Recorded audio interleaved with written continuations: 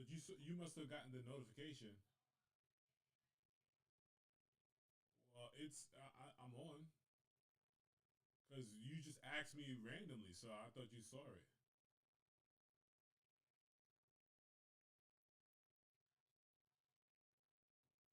Did you check YouTube?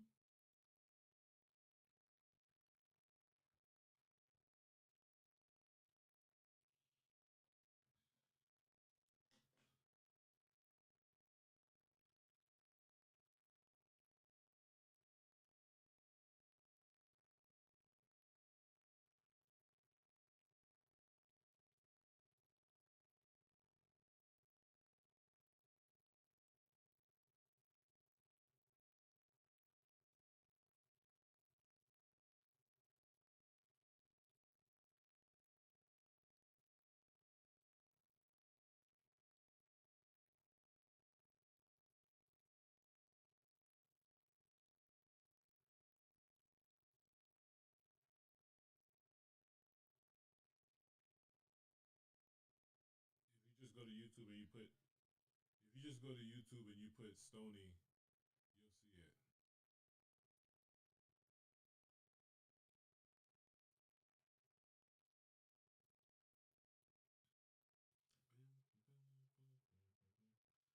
I am hoping that they do not ban me or copyright because this is a mix, so shouldn't shouldn't be a problem. I don't think.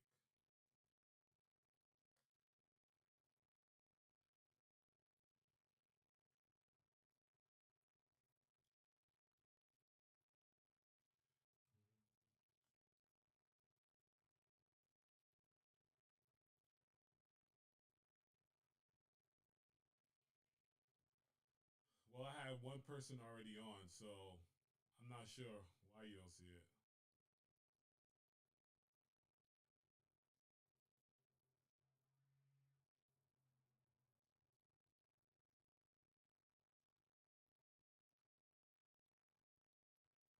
So glad to. Thanks, man. I appreciate it, bro.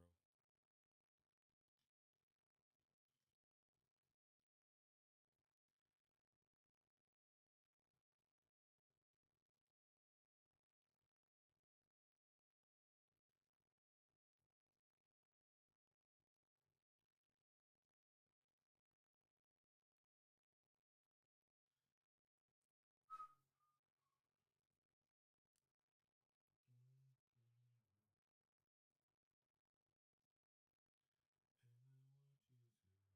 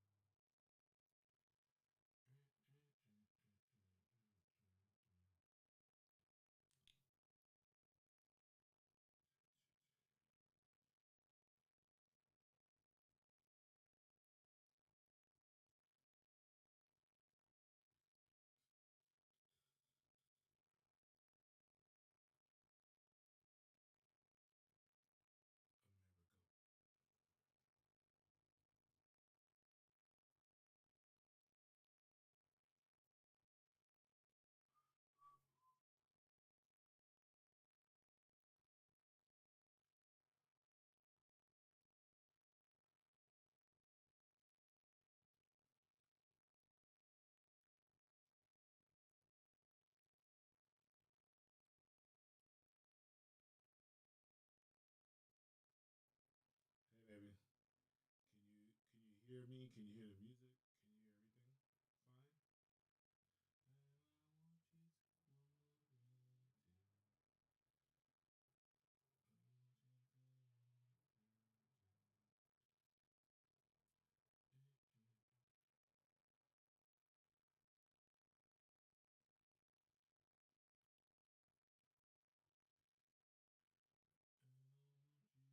I want you to want me too. And I want you to want me too.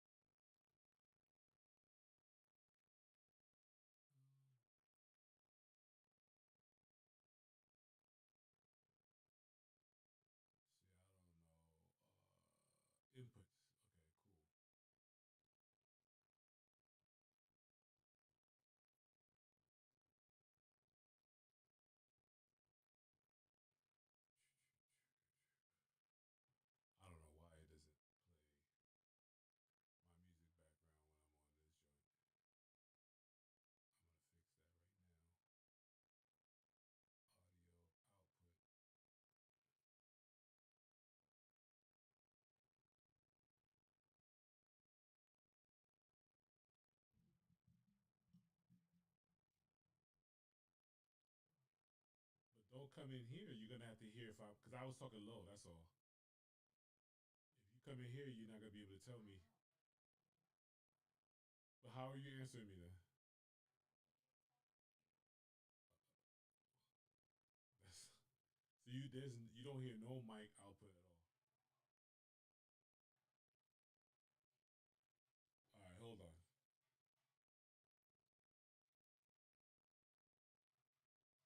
So there's no sound.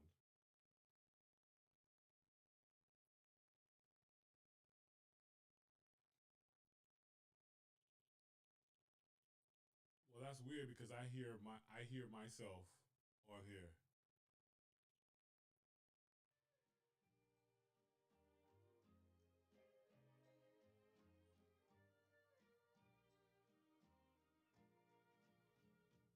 I'm only one step ahead of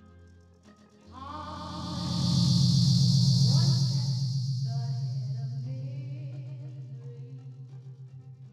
Oh yeah, this is always good at delay. You do? Now it's okay.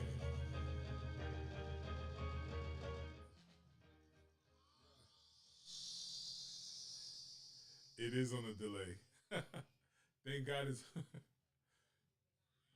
no, no. I know it's on a delay, so it's gonna just let me know what you think of it in a few.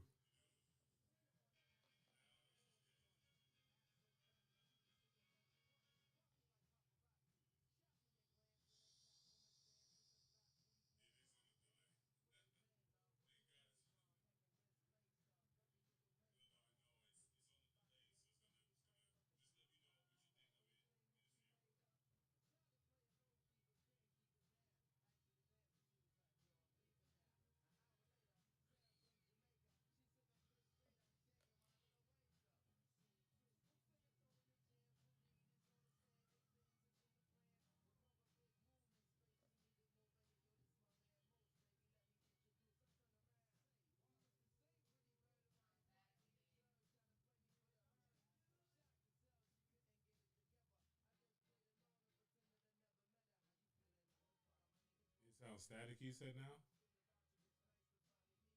right, give it a second, and then tell me if you still hear static.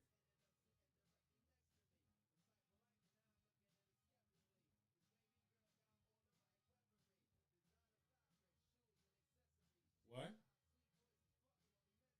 Say what? If I don't listen, but I just changed it, so that's why I'm telling you what I'm saying. I'm saying give it because it's on a delay.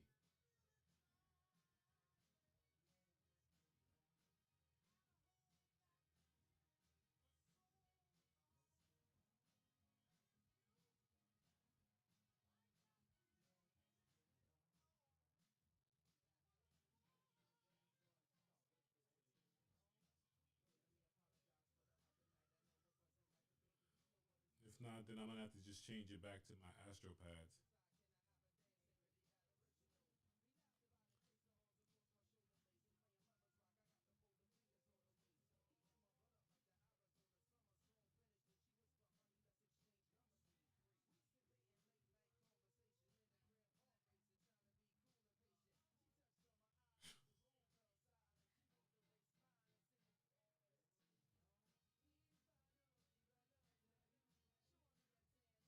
All right, the music is not really a concern if you know if I can't get it right. That's fine. All right, so what I'm doing now is I'm just doing the layout of the drawing with my loose pencil. It's not gonna be it's not gonna be accurate. I'm gonna try to finish this drawing today. I want to try to finish this drawing on the live. So um, yeah, you guys will see my mistakes. You will see my struggles. This is my last day of broadcasting for the week. I figure why not, do something a little different. The personal workout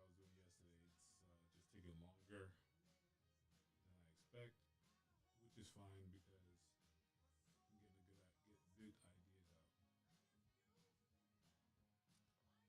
So you guys tell me eventually if you can guess who I'm drawing.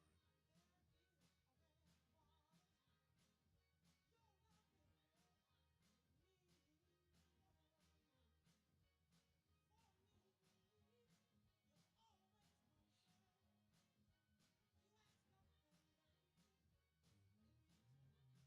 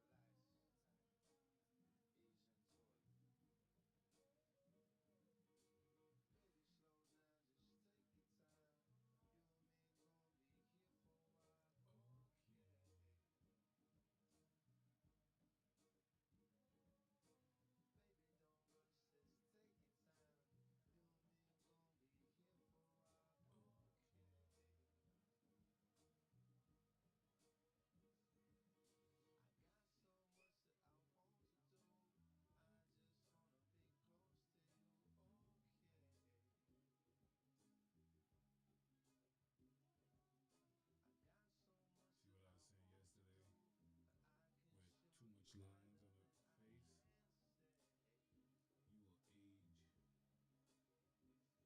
you will age your drawing by so much with adding so much lines to it.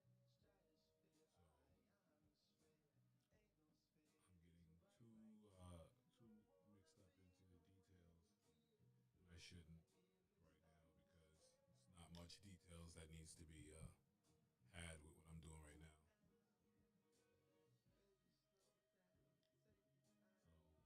So right now I just knocked out a whole bunch of time by using my symmetry tool.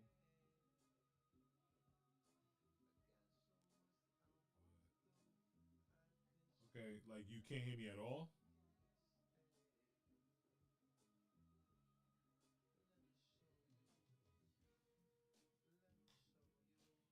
All right, just let me know right now if you can hear me better or louder, or tell me if the static comes back.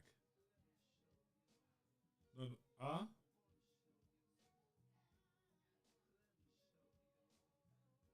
okay. Yeah, it's because I put the volume down on here because I didn't want static. All right, thank you. That's my wife in the background helping me to get this. Every week, this will sound better. This will get better. I just, you know, I gotta adjust a few things here and there. So my wife just told me I sound good, so I'm gonna try to keep it in that tone, and she'll keep me in check if I don't have it in the right tone. That's all.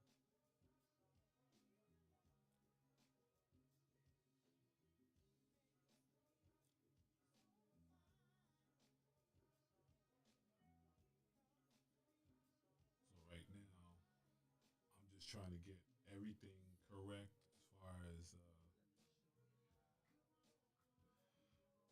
symmetry goes without, you know, taking the time to do it. I'm just doing it with the software. I'm giving myself some room for errors, and eventually I'll be able to build on this better.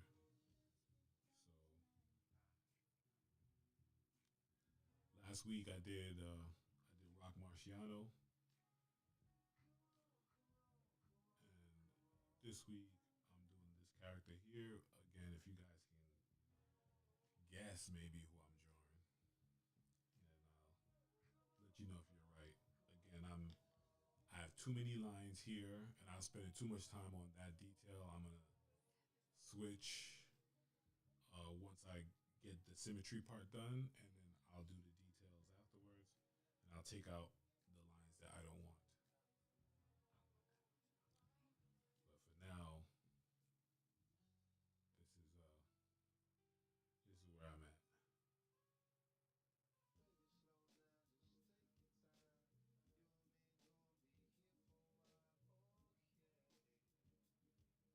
One thing I've always had a problem with is looking at a drawing and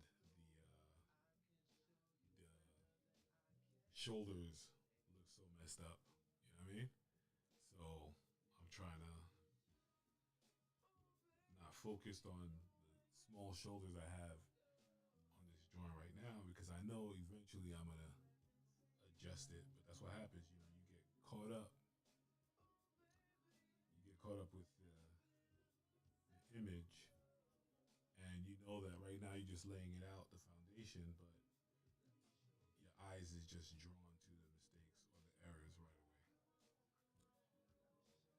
So here's a very loose sketch of said character that I'm drawing, and that was just to get everything out.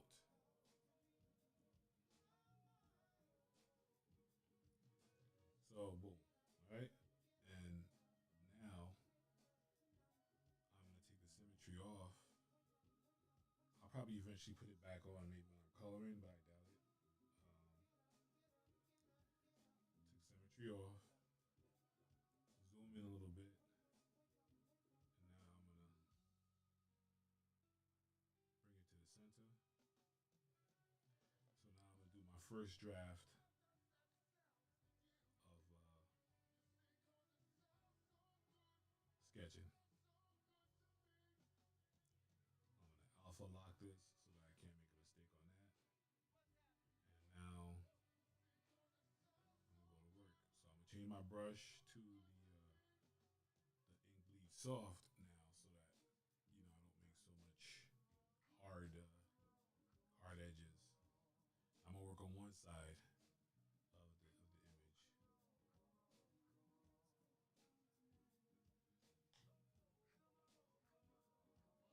Just trying to get the pencil the size that I want it.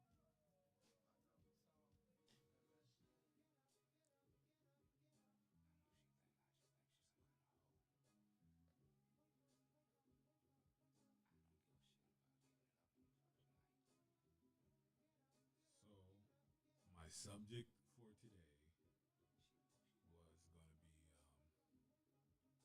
Bobby Shmurda and his release.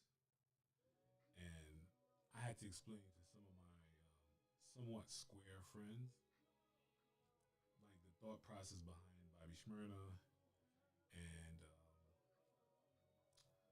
what's his name, Takashi, and why people are more active or people are more receptive to Bobby Shmurda being released than Six Nine. And still, 6ix9ine has his fan base too. He has his people, his group of people that believe that what he did was right. You know, and I'm gonna explain to you, at least in my mind frame, as to what he did, why what he did was wrong and not right. So there's a lot of theories behind where the whole snitching mentality came from. I know a lot of it also started in the '60s with the Black Panther and other groups and their movements because they kind of wanted to keep everything within the community type stuff. But there was also the underworld type of thing that was going on But it's like if you're involved in that lifestyle, if that's what you sign up for, then the rules should stick and it should apply because that's what you signed up for. You signed up for that lifestyle that you got into. Like, yo, I'm gonna involve myself in this life, and whatever it is that comes with this life, whatever the rule comes from how we handle certain situations when it gets sticky, we gotta go through it. And Takashi, he in all his interviews, the one thing that he keeps consistent when he talks about is that he was witness and he was a party to a lot of the things that happened. In one of his latest interviews, he spoke about how he was a fan of hip hop and a lot of the artists, and then how he went from being a fan to living the life. Right now, once you get to the point where you live in that life, you are signing up for it. You're signing up for that life. You're signing up for that lifestyle. You're signing up for all of that. And if that's the case, then you know already what it takes for you to live what you talk about, or at least for the most part, front as best as you can to live what you talk about. Now, whether what Bobby Shmurda done in his past was good, bad, or whatever, it's the life that he signed up for, and he was willing not only to live that or do that, but he doubled down on it and said, if his man's is getting X amount of time, then he's about to do that same amount of time too, because he's not gonna be released early for whatever reason, whether it's good behavior or whatever it may be. He's not willing to be released, and then his homeboy is still in there suffering. So, which I think technically his homeboy did get out. Roddy Rick, he was able to get out a little earlier than Smyrna was. But in any event, um, their situation doesn't look as bad because they pretty much did their time. Whereas with Takashi, on top of everything else, he amplifies things even worse by boasting about the things that he didn't do and that he didn't have to do, and that he didn't have to go through. And it's I guess a smack in the face of those who have signed up and lived that lifestyle and continue to live that lifestyle. So you can understand that, as odd as it may be, that code should be upheld. Now, does that code get upheld by a lot of people? No. Just happens to be that Takashi's famous, so he's at the forefront of it. He's famous, so therefore people see. But it happens all the time. You watch the first 48, you see people be just singing like canaries, man. And it's not the don't snitch type of situation in the sense that, okay, well, um, I was doing everything I was supposed to be doing, and then somehow I got caught up in this mix. No, you were the mix. You didn't get caught up in the mix. You were the mix. You were part of. You willingly signed up for that mix. You know what I'm saying? And so because that's the case, then you gotta pay the piper. Because that's what you decided that you were gonna do, and you somehow got caught. Um, if Takashi was a civilian who, let's say, he was like I don't know, an associate of the group. Not even, let's not say associate because technically you're guilty by association. So let's say you like Takashi was the lawyer, or I don't know, the guy who delivered the music, or the engineer for that matter. That dude, if he's in court and they ask him all types of questions or whatever it is, there are going to be a few people in this world going to consider him to be a snitch, but in reality, he's not, because he signed up to work. He signed up to work a 9 to 5 W-2 having job. You know what I mean? Like he didn't sign up to be on no thug shit. He didn't sign up to be on no gangster shit. And Takashi, in all his music and in all his interviews, he leaned off the strength of all those people that he put in. He leaned off of them. So he benefited from them. He benefited from all the shit that they were doing.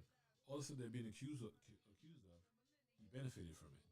So therefore, he should technically, in accordance to the law and accordance to not just the law, but the street law, he should have to face some time for that. You know what I'm saying? He should have to do, the time that these guys is doing. Because he offered up information. The information that he offered up wouldn't have put them in the predicament that they were in unless he offered up that information. So again, it has to do with what he signed up for, but what he didn't conclude. Now, where they went wrong is they entrusted too much to a civilian, which is what Takashi was. A person, a civilian, or someone who's not built for that life. Like, am I built for that life? No, I'm not built for that life. Man, I'm too, I'm too. I'm not. It's not the fear factor that's what's getting me. It's the fact that I like freedom. I don't want to be sitting out there and doing time and signing up for shit that technically, morally, in my mind, is not right either. So now I'm doing all this shit, and I know eventually it's gonna catch up to me. And so, you know, I don't want to live with that thought over my shoulder. Now, that's why I'm not built for that lifestyle. You know what I mean? Now, when I was younger, a lot of things I was involved in, I could have got caught in those things too, and those things could have put me away for a long time. And it just happened to be that it didn't, and it didn't happen that way. And as an adult, I would never do or take any of those risks that I did when I was younger. That's another thing where Takashi, he was old enough to know what he was getting himself into, and then he's again doubling down on it by by by boasting, and really basically saying, yeah, I did it, and I do it again at the age that I am now, and yeah, I did it, and you know I accept it. I think it's acceptable, you know, and so again, his decisions are all being reinforced. So when I say double down, that's what I mean. Basically reinforced.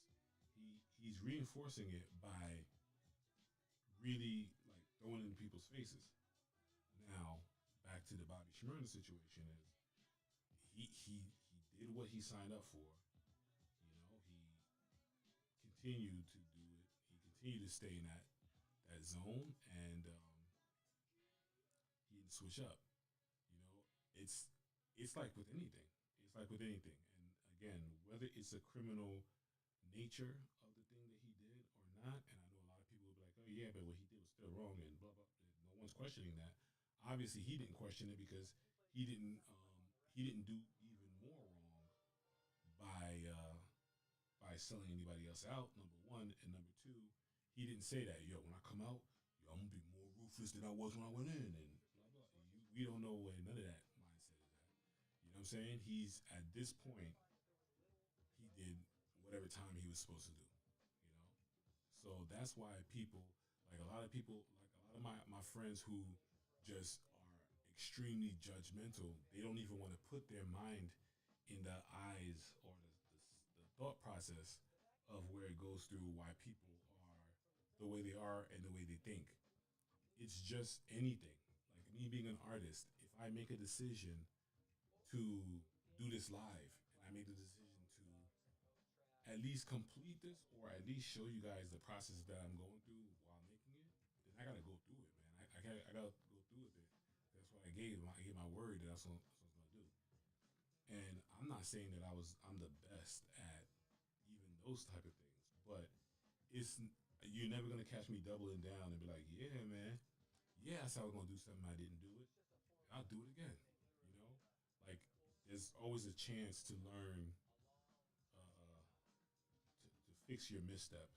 You know, and Takashi's not there. You know, where his mind is not there where he wants to fix it.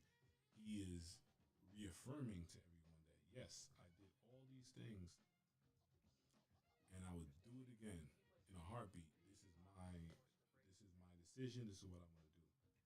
And I guess that's where people like for me. Let's get it straight. I'm 40. I'm be 46. I don't care either way. It's not, you know, but it's just that when you're having an open conversation with people, you this is what we ask for. Me being a black man, I ask for people to don't look at me in a whole, and don't look at my situation in its entirety from the time I was a youth to the age I am now, and make judgment and pass judgment on who I am as a person. What you have to do is figure out my situation, figure out where I'm at. You know, this is what Bobby Smyrna is now a free man. If he chooses to jump right back into that lifestyle that he did sign up for, we can't be like, oh shit, no, look, see, no, he's back. It's That's what it is. It's a lifestyle that he has signed up for. And it has its growth, and it has his growth in whether it's in that lifestyle, or his growth in whether it's in the both has his foot in both worlds.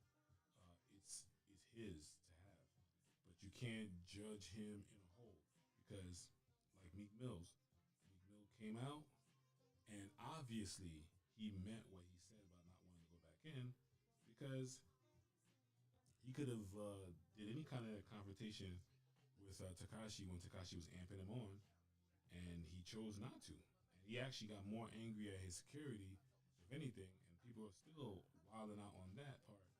And you shouldn't, because he is now in civilian mode with, I guess, OG status.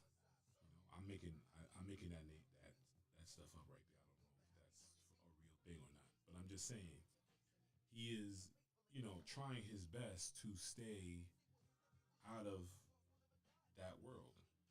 And we had, a lot of people wish that he could stay in that world, so he doesn't go back in. So finally, when he does do the thing that he's supposed to do, people are wilding on him about that. And the thing is that my brother was talking about this yesterday, and I'm gonna agree with him, and I'm gonna say furthermore that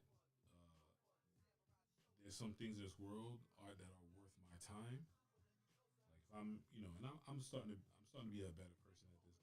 But when I get into traffic issues, and then the person is like reinforcing, doubling down on their stance that, yeah, cut you off, and what you gonna do about it.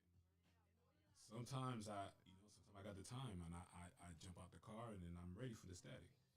But for the most part, I should never be. You know, as a person that's trying to change my life and stop being so confrontational, I should never be.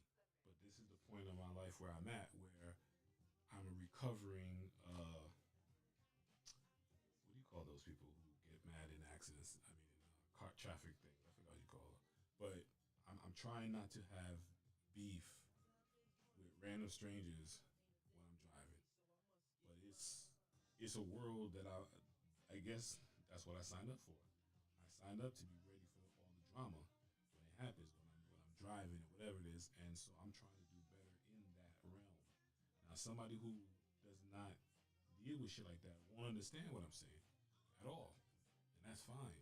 But you can't be so quick to be judgmental about that lifestyle, because that lifestyle does exist, just like the criminal lifestyle and the lifestyle of criminal activity and people who do like questionable things. That lifestyle does exist too.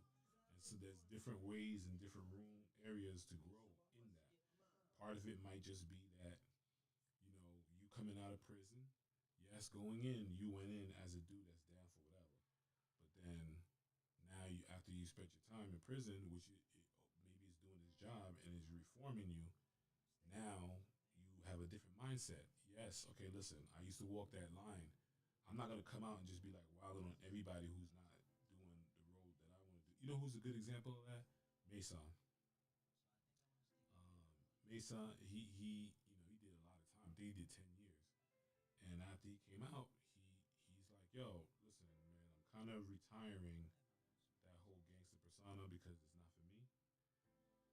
I'm not gonna judge the next person who decided it is for them, because when it was for me, it worked for me until it didn't.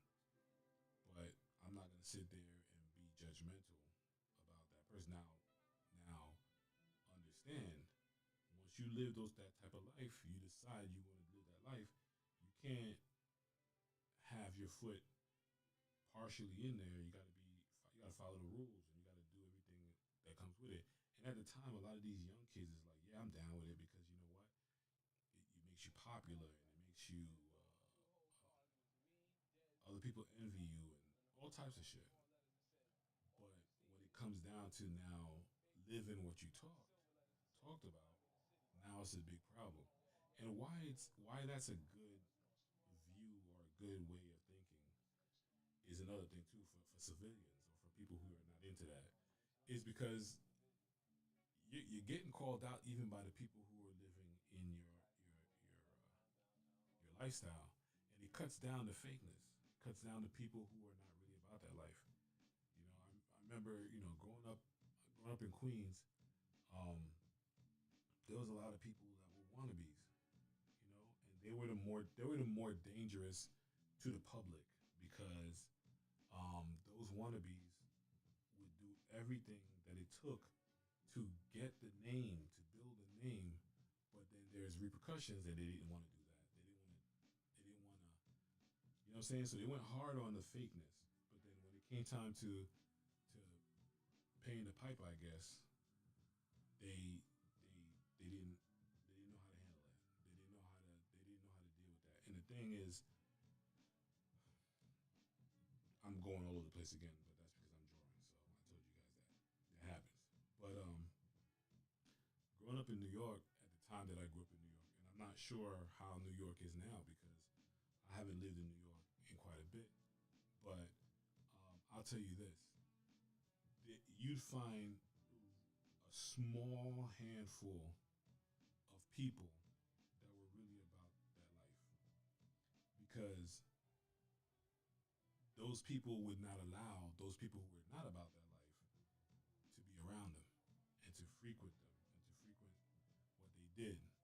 Um, they didn't like, it was like you were a danger to them because you think about it, somebody who is not officially doing the same thing you're doing, but that person kind of envies it and wants to be, they'll do anything. They're not in the mind for the right mind frame. I remember when I went to drive, um, my father said to me, "No, like you're not ready." I was like 13 or 14. I was giving my father a hard time about me driving, and he said, "You're not ready." And I'm like, "What the hell does he know? He don't know." And I almost crashed the first car that I drove. I was driving with my friends, and it was a stolen car. It was a stolen car. I didn't know it was a stolen car until like 2 blocks in the drive, but I didn't care. All I kept saying is I wanted to drive. My homeboy, who was a lot older than me, well, not a lot older, but he was like 17. He was like, "Sure, no problem. Go ahead. You know how to drive, right?" And I'm like, "Yeah, yeah, yeah. I know how to drive." Man, I got so nervous when I put my foot on the accelerator that I kept accelerating, and I almost freaking crashed this. And it was not. I didn't go far. It's literally like half a block, but that half a block felt like forever. And the lesson that I learned behind that was that my father was right. I wasn't ready. Thank God I learned this stuff when I was a kid. You know, and a lot of the things that I learned as a kid. So I would ask my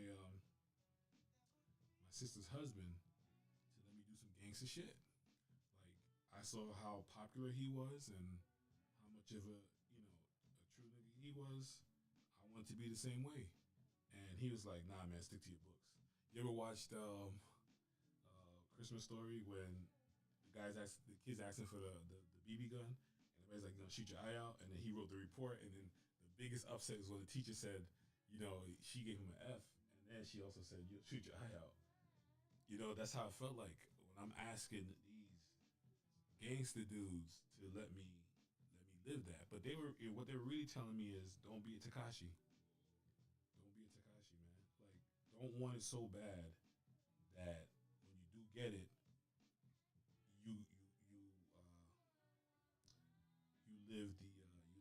lifestyle, but then when it comes time to pay the piper, you're not ready. You know what I'm saying? So it, this is what I'm getting at. People are receptive or more are happier that Bobby's out because there's a chance, there's a potential in his situation that he might come out like Meek. He might come out like Mason. Like Meek's biggest problem is Meek is on the social media a lot, but for the most part, he's doing a lot of things for the community. He's trying to uplift the community. He's trying to do things better. Blah blah blah. You know what I'm saying? And essentially, Takashi's out here, and he's not. Not only is he not doing anything to better anybody else or himself, or actually that's what it was. I was gonna say he's not doing anything to better anybody else, and he's not doing anything to better himself. So it's like you kind of want to see, if anything, is there a plus side to what he decided to do with his life? Is there a plus side to what he did and what he chose and the path he took? The answer is no. Like he's not changing, and he's not gonna change, whether it's for the good, the bad, whether he's for him to get deeper into the lifestyle that he chose to live and kind of turn his back on. Nothing. There's a nothing. There's no plus behind all of that he went through. There's no plus. So it's like it's hard to. I watched the movie yesterday. It's called I Care a Lot. Yo, if you haven't seen this movie yet, spoiler alert, I'm saying it right now because I'm gonna talk about it. This is what I do when I'm drawing. I talk. So in the movie, there's this lady who does some really wrongful things to senior citizens. She's essentially a thief, right? And the way the movie plays out, they kind of want you to look at the better of two evils, right? Because there's her, and then there's this one old lady that she does the same nonsense to, and she does it really bad to this old lady. But come to find out that this lady is part of the Russian mafia. So she's the mother of one of the most notorious guys in the Russian mafia. So the way it plays out is that she is being threatened by these guys and blah blah blah. Long story short is that during the movie, I know what they were trying to get you to do. They were trying to get you to kind of like her. They kind of wanted you to say, "Listen, this mafia dude is dirty too," and the mother's kind of dirty too, or she's just dirty for knowing that her son is dirty. You know what I'm saying? And she's benefiting from that. So there's that part. But to be honest with you, I didn't feel I didn't feel bad for the late at all. Actually, I wanted her to die. I wanted her to be the villain. Like I saw her as the villain, and she stayed the villain the whole time. I won't tell you what happened at the end, but I will say this: the the moral, I guess, is that I'm not looking at I'm not looking to sympathize with the villain. In my mind, I only have one way of thinking, and that there's a villain to every right situation. There's a good and there's a bad. There's somebody who's in the right and there's somebody who's in the wrong. You know, yes, if the person who's in the wrong accepts their fate that they're the ones who's wrong, I respect that. I respect that a lot. It's not gonna say that I'm gonna change the role of that person, but I'll say at least they understand that they were wrong and whatever it is that they did. But when you or someone else tries to convince me that the villain is probably the better or the best person in here, in the situation, then I lose it, and that's what's happening with Takashi. He's trying to get people to believe that in his situation, you know, hear me out, because he says that a lot. He'd be like, "Hear me out, hear me out." No, we shouldn't really hear you out, and we can't hear you out because you're trying to justify your being a villain. Like if you're saying that these guys who are in there deserve what they got, then you too should be in that same boat. If not, yes, those people probably have done some wrong things to a lot of people, but so have you. Or even worse, because you benefited from it. They are now paying the price for it, but you're not. So you don't sit there and try to make me feel. You know, where I got that from my mom. My mom, when we were younger, my brother and I would have a tendency. Not we didn't openly rat each other out, but we didn't know what we were getting ourselves into. But we didn't openly rat each other out, but we insinuated a lot who started the whatever the situation was.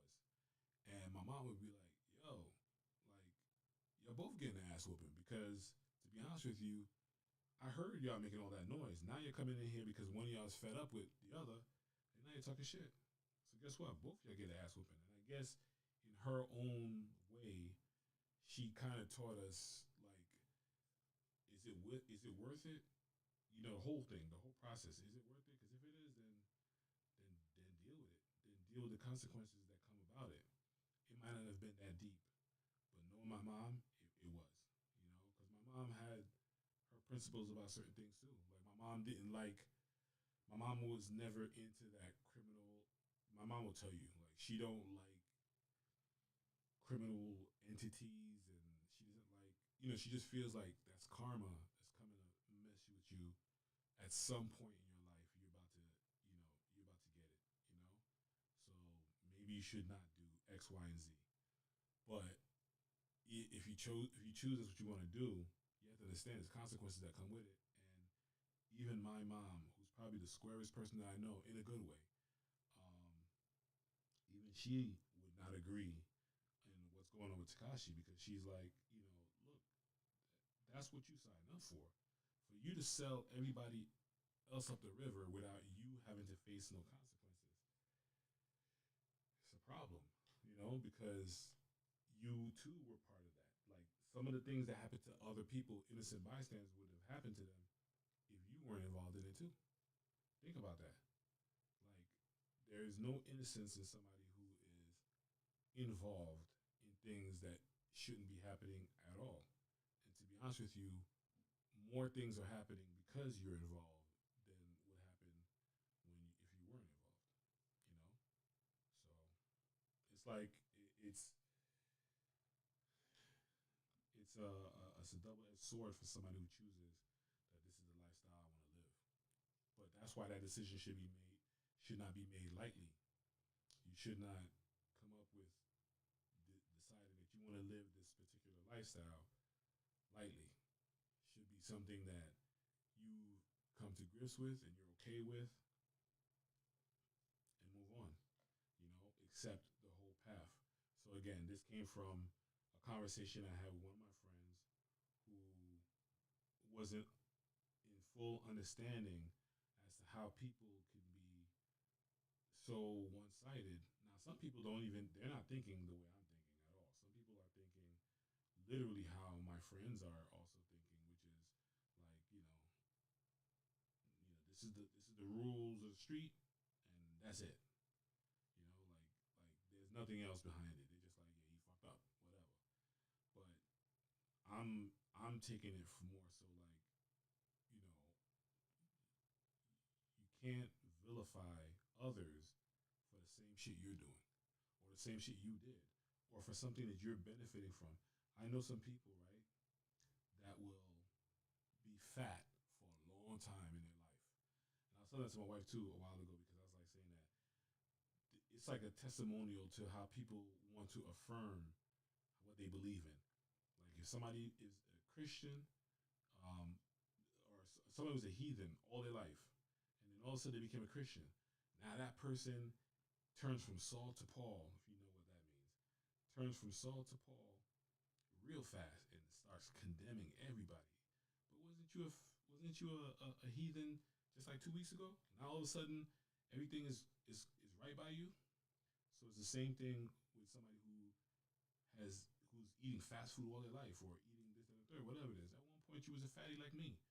But now because you decided to change your life up, you are judgmental in the fact that I'm still a fatty. I didn't choose to change my life yet. I don't feel like I'm gonna change my life just yet. But you are so judgmental. You're so stringent and strict about it. think that in the way that we may not sin the same way, we may not commit problems the same way, but you can't really hold a torch to somebody else's eye when to see what they have in their eye when you yourself have shit in your eye too. I totally just jacked that from the Bible. That is a parable, but it's a fact. It's a fact, man. Like I so I think that somebody like Meek, I think somebody like Mason, they're basically saying, look, you ain't gotta go the route that I went. Even you don't have to do. I just got out of prison. You don't have to flow the way I flow. But at bare minimum, stay true to what you signed up for. Hold fast to what you signed up for. You signed up for that. You signed up for that lifestyle. Now all of a sudden you're switching up.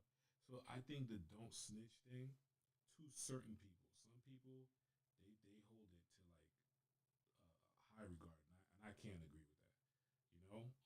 If you are a civilian, somebody broke into your house, you know who it is. It's a dude on the block.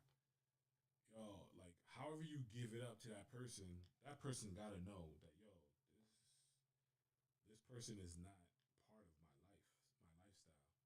So here's where I experiment with the shades and stuff like that. I'll be honest with you, I'm not liking the picture, the drawing, but I'm gonna go through with it because again, I promised to finish it.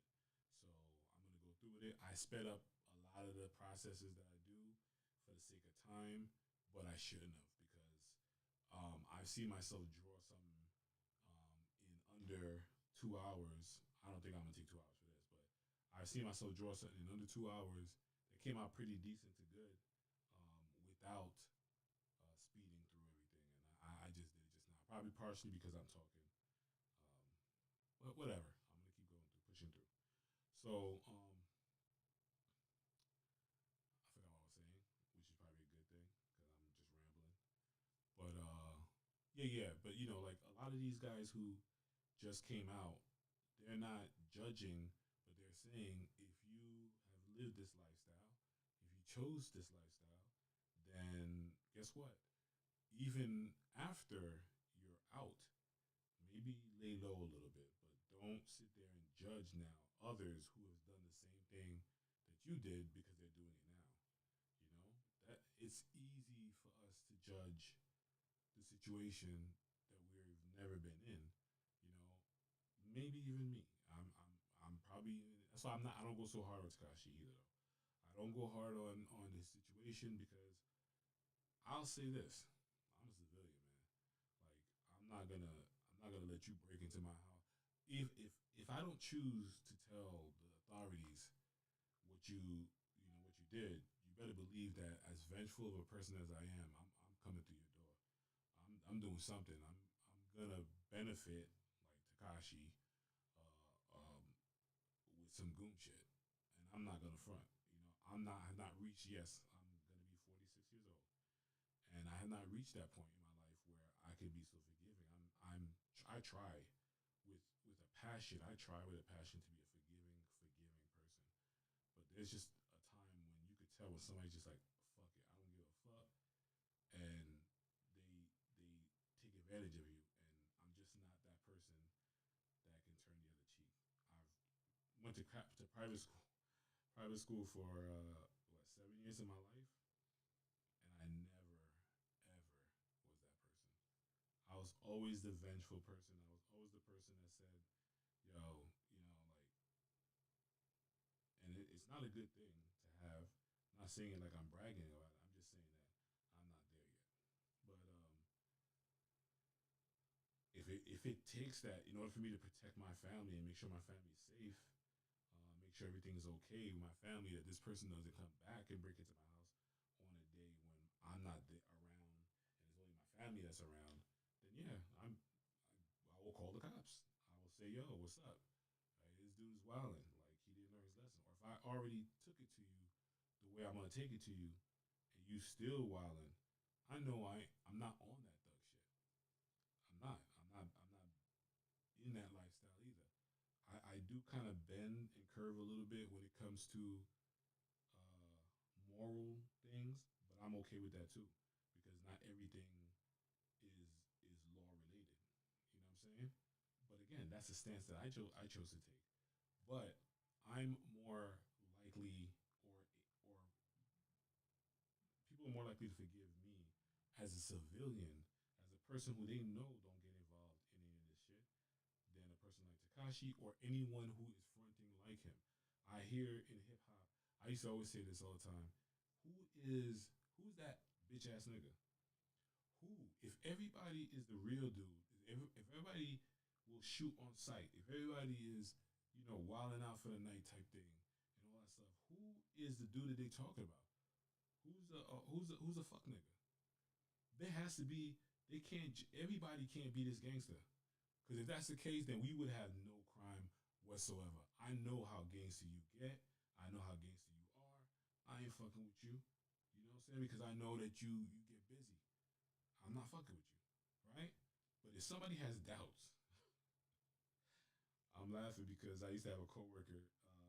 He was Indian. He's from India, and when I was showing him things, he'd be like, my first name is Gee, so he'd be like, Gee, I have doubt. I was just laughing because I was saying I repeated that in my head, but I made sure I didn't say it out loud. But anyway, I digress.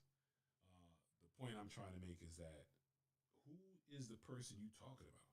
If all your mans is 100%, 100 like they 100%, man, like all your dudes is as thorough as you are, which is not the case because you watched the first 48, so you know everybody's not thorough. It don't even take. All it takes is a coffee, or a bag of chips, or a good night's sleep, and that person's singing like a canary.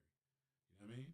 But and I'm not saying that I would not be put in that position, but again, I am a civilian. I am not a gangster dude. I am not a hood ass dude. I am not a dude that claims to be all this shit that everybody claims to be. I can't put stake. I can't put a name on what I am or how I am. I'm just myself. If I get put in certain situations, I know I'm not a back down type of a person. I know I'm a person I'll admit that I'm a confrontational person. Like I don't like when someone tries to test me and expect to see bitch assness. I don't like that. But will I go out there and test people? No, I will respect you. I will respect you as a man, a woman. I don't care. I will respect you because that's what Anyway, I'm gonna segue to another conversation, but I'm gonna stick on this one for now. Um, who is that dude you talk about in your songs? Who is that dude that you're talking about? To your friends, be like, yo, that fuck nigga. Like, who is that guy?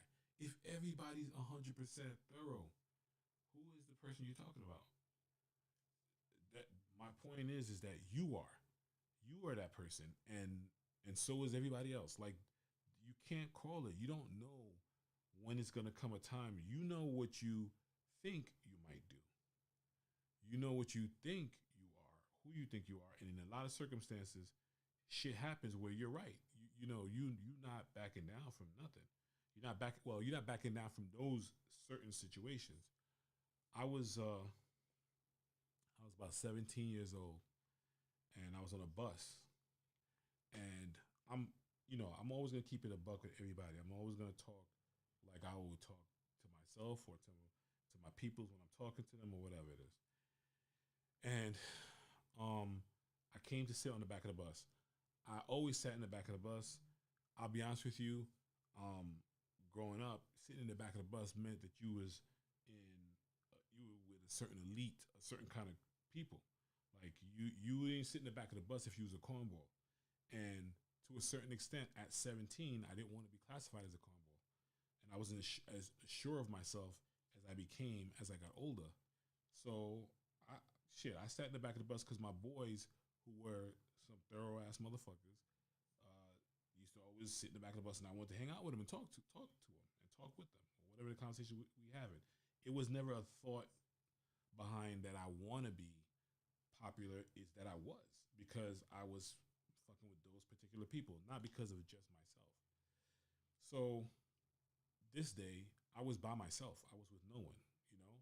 But it was so habitual to me to sit in the back of the bus that I thought nothing else of it, and I sat in the back of the bus. So two things I did wrong. Number one, that wasn't my neighborhood at all. I was in Bayside.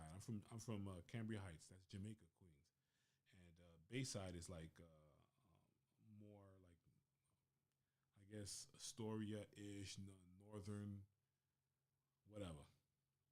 So it was not my neck of the woods at all. It's more so. It's very more so like clean suburbs. The type of suburbs you see. I grew up in suburbs too, but it's more suburbs like you would see on TV, right?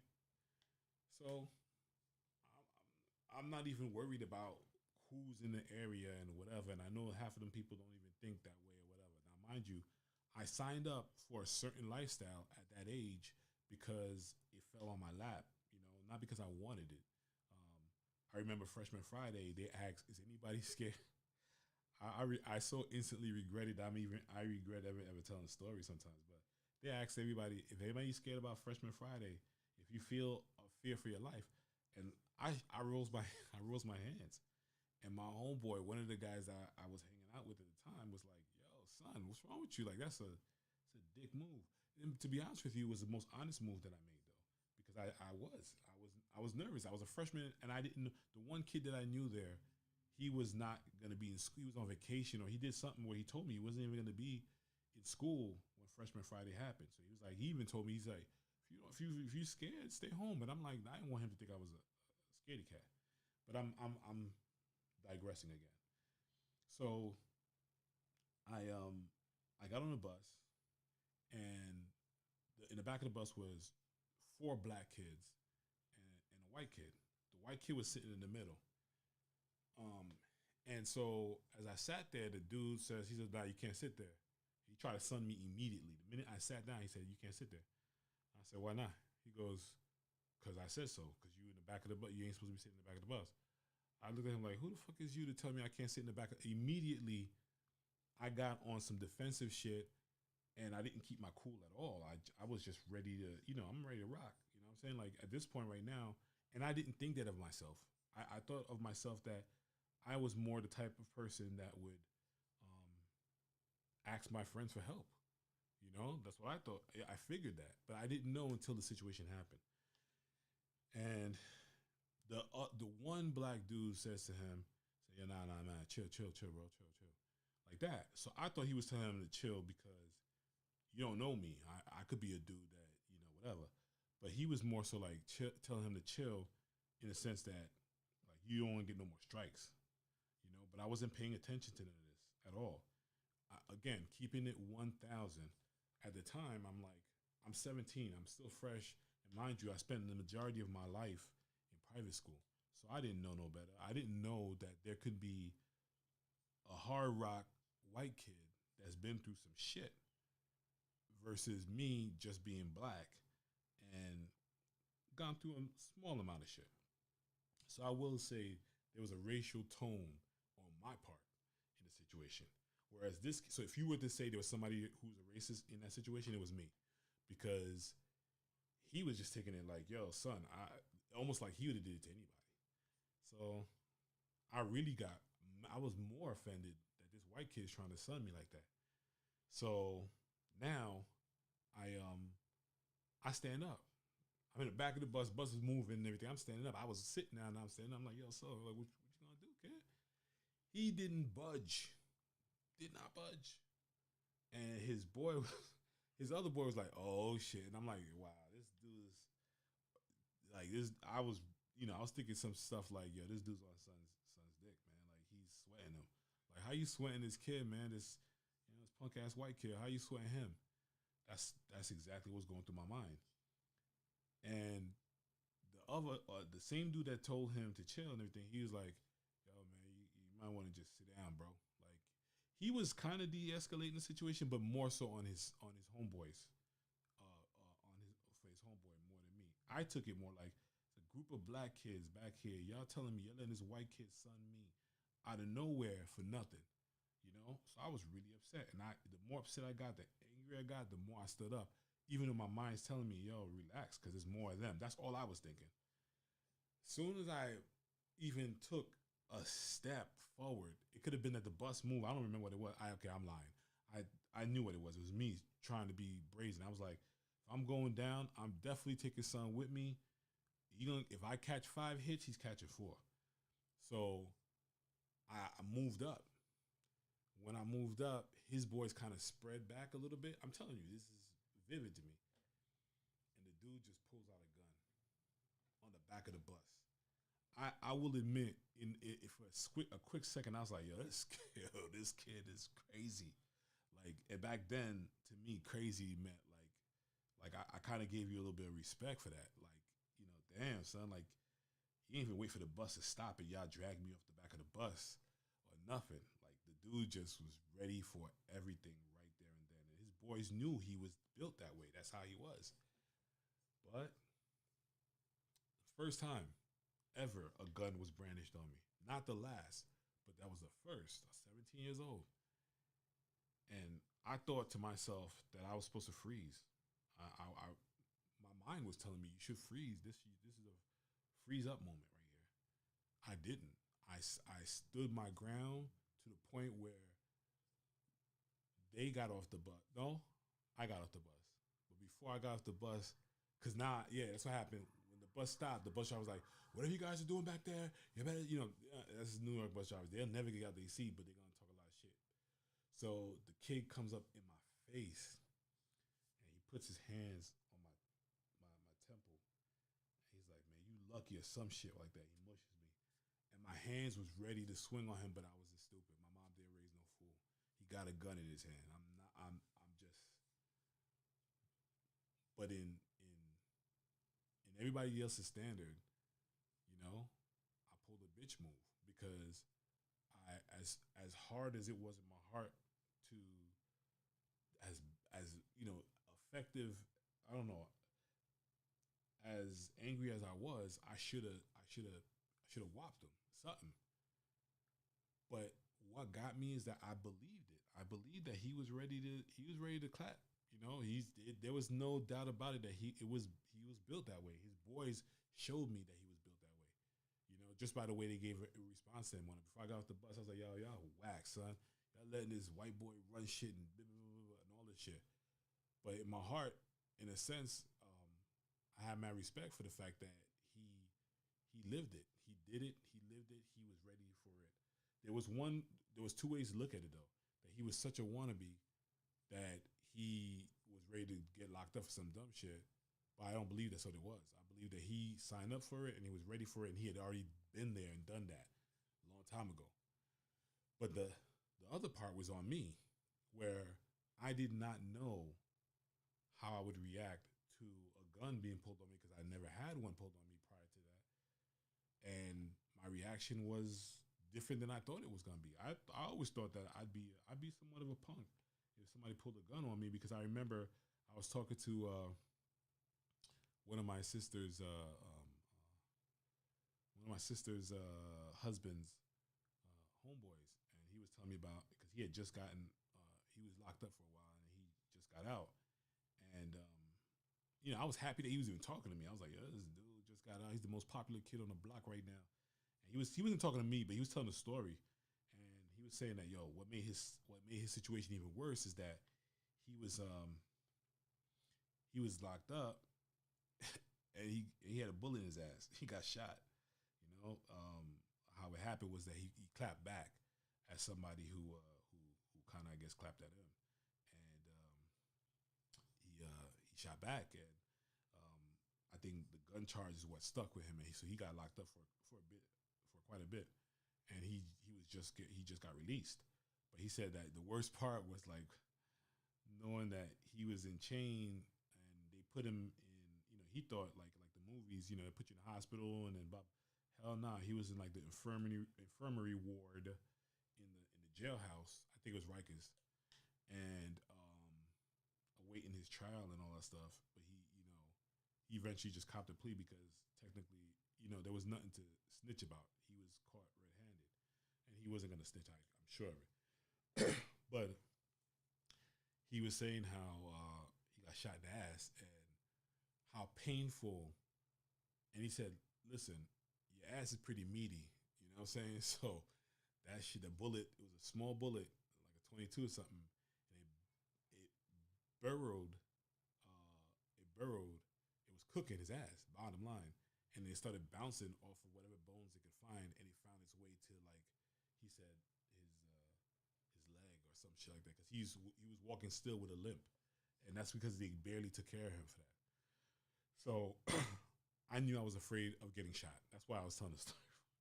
I knew I was afraid of getting shot. I knew I didn't want to get shot ever.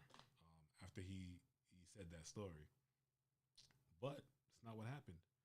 What happened was my pride got the best of me, and I did not think sensibly at all. And I could have got shot, could have died that day because I knew that kid was about it. Like every indication he gave me was that I was dead on sight, or I was, if anything, I was gonna get shot. And he wasn't backing down from that, and I wasn't backing down from my stance of being pissed. Whether it could have been because he was a white kid pulling a gun on me, whether it was because I was being sunned, or it don't matter what you take your pick. Either way, I was ready to make a dumb decision. You know, so um, I can't say that I judge harshly Takashi or anybody who decides that they're going to take a plea or that they're going to blah blah blah blah blah blah whatever. What I am going to judge Takashi on though is that he's doubling down on what he's thinking. He's not backing off of that whole thing, and he's wrong. He's dead wrong. No matter what, he's dead wrong. He's just not bringing himself to ask, because technically, who are you going to ask for forgiveness, or you're going to apologize to? Nobody, because in reality, your only apology would be for you to fix the mistake that you made, which would then put you back into prison, and you're already a known snitch. So, where does he win? He doesn't win. He doesn't win in that situation. He wins in his situation because right now he's not in prison. He's not locked up. And that's it. But I just think that the whole doubling down on how he feels or how he thinks about it, that's where a lot of people are having a lot of problems with his current state. And with Bobby Shmurda, it's gonna be less. I think Bobby's gonna have more of a hard time with being on probation or parole till 2026, because even as you can see with Meek, the smallest of things they're waiting for you to go back in. And what we're trying to, what people want is that if you made a mistake that got you incarcerated at some point in your life, stay out. Find any way for you to stay out. Like find any way that you can help to stay out by any means, because you really don't want to go back in there. You really don't want to have to put the people who love you through that thing. I think I am happy when anyone who is put in a reform type of situation makes it out with their mind, about them, and decides to reform, and decides that they're going to do everything that they can to reform, because it's not a place for anybody. Even though you might have committed a crime or whatever it may be, when I say it's not a place for anybody, meaning that it's not, it shouldn't be built for you to stay there for the rest of your life to learn a lesson. I really believe, this is just my belief. Again, I'm very firm in my beliefs and stuff, but my belief is you do some kind of pedophilia act, you do some kind of rape or anything like that, you should be dead on sight. That's, again, I'm not saying what I'm saying is right. I'm just saying because that's an act that you are putting your will, your sexual will on somebody that is not able to fight back or defend themselves in that sense. So that's just my outtake on it. It could be wrong, and again, I don't think that I am the end all to anybody. Like there's a million ways to look at things. That's why people have discussions. That's why people have conversations and shit like that. But I just really am a firm believer in that prison. After a while, it makes you conform to now the prison life. So now you have to conform to all of that, and who's to say it's not going to make you worse? If I'm in prison to reform, to become better, I don't think that because I think that they're worried about whether prison. So here we go. I'm derailing. I'm talking about a whole different situation in of the situation.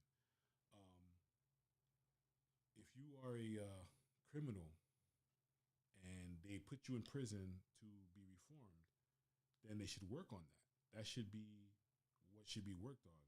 I don't think it's right that people who are in prison are just sitting there because technically, what are they being reformed of?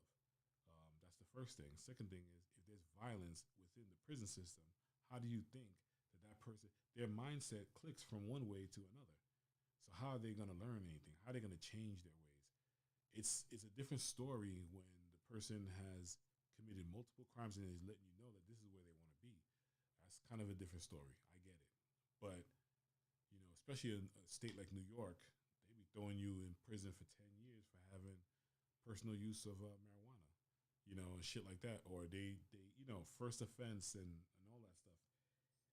I don't know. It's a slippery slope when it comes to figuring out what the right thing to do is as far as reforming someone. And I know it's not an easy task, but these are human beings. These are people who they have the right to be able to change.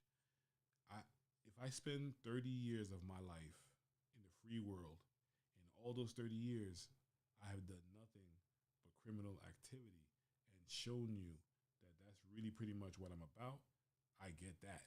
But then there's others who literally for 30 years of their life have done criminal activity, but at some point within their time being locked up, they have shown you, I'm talking about like 5 or 6 years of them trying to avoid shit and getting into shit, whatever it is.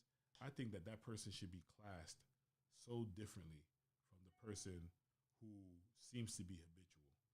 You know, I believe that.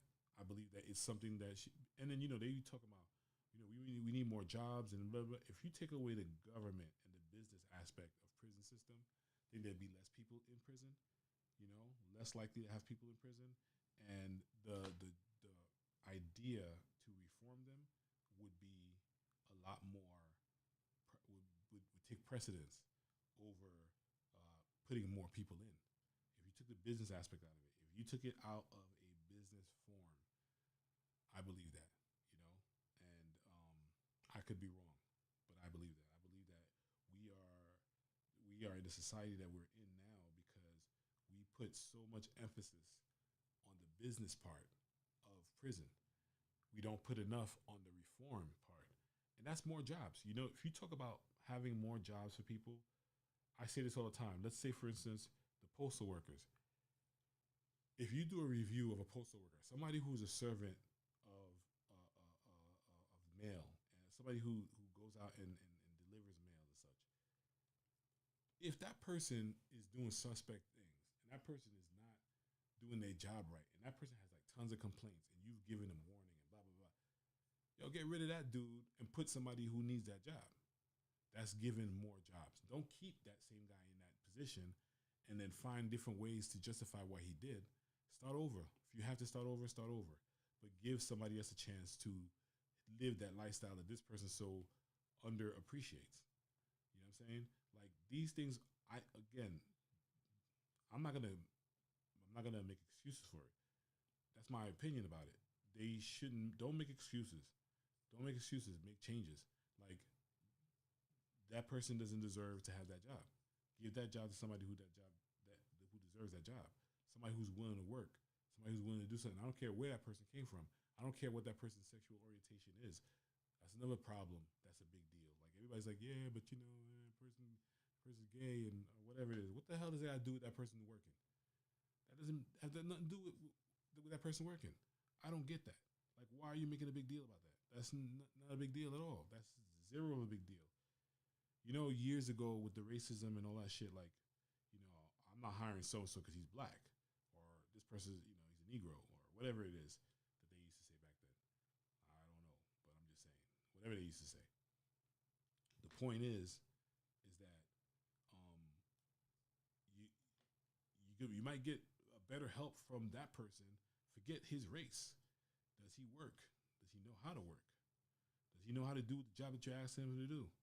All that shit. Like, what the fuck does my sexual preference or my race have to do with how the performance, the job performance is going to be? Now, somebody be like, oh yeah, but now you guys are saying, black owned business. Of course, because after so many years of not being able to get a fair chance, of course, now we're going to give each other a chance because some of us made it. Some of us made it to the top. So we're not going to give each other chances. But to be honest with you, if it was a perfect world, if it was a world that we lived in off of skill, based off of skill, forget about what that person's race is, forget about what that person, blah, blah, blah. Is that person skilled enough to do that job? Is that person's qualified to do that job? Oh, he got mad tattoos. He has a lot of tattoos. Man, shit. Like I've seen some people who have tattoos that bust their ass. Don't give me the job because that person got mad tattoos and I don't. Shit, I'm lazy. You might not want to give me the job. You might want to give that motherfucker the job. It's just, it's just how people are. So, and the same thing with the prison system as far as giving somebody a job because they are adult or not giving somebody a job because they're ex-con. Like, I don't want to talk about people that in my life that have been in the prison system. I want to always make sure that I respect people's privacy or not. Maybe they're okay with it, but I didn't say anything, so I'm not going to say anything about it. But I know people who have been incarcerated and who are out, and they're doing what they can with what they have. But shit, giving them a hard time. I just feel like somebody once said that I worked with that I've always viewed my opinion, which is probably not a good thing at workplaces.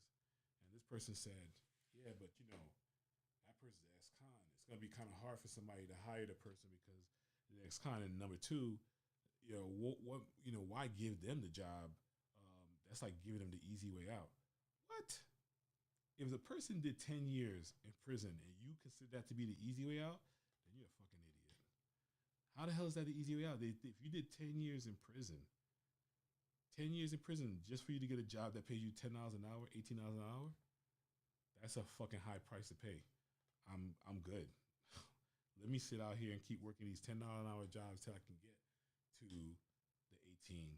I'm not gonna sit. So you think that people do criminal activities just so that they can get a good job? Is that what you're saying?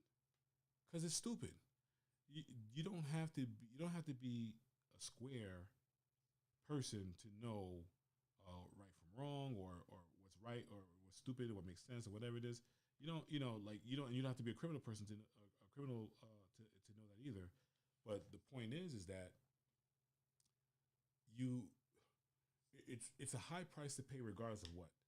I'm not doing 10 years in prison to get a good job because I might get fired from that good job in less than 10 months.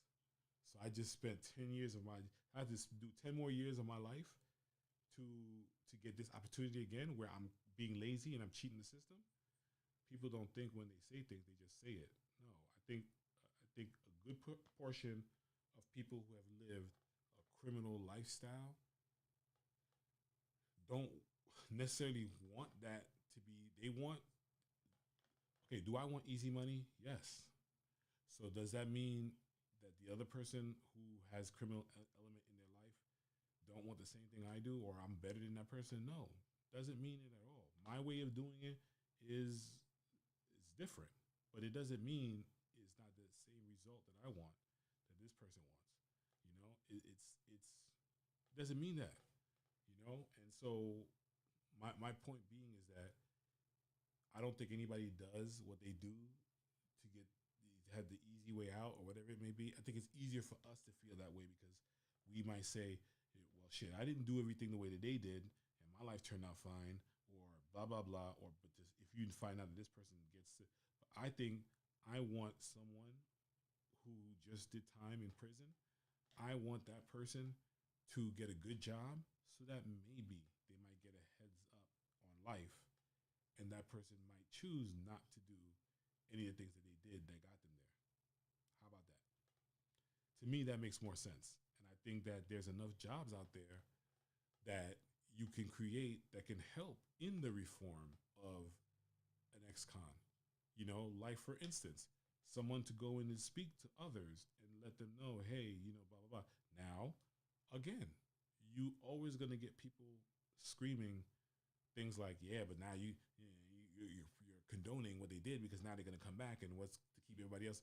If you think someone did 10 years in prison just to get a sweet job, you're an idiot. They might have learned a lesson about something that neither you nor I will be able to relate and give that information to others. My son wants to buy a Chrysler. I've experienced driving in a Chrysler. They suck. I'm trying to convey that to him because I've experienced it. I've been through it. As opposed to somebody who's never driven a Chrysler, who's only heard that it's bad. They would not be able to tell him the things that makes it bad. But I can because I've experienced it. I know it firsthand. I'm going around the block to go across the street in my points. I know. But that's the truth. That's the fact.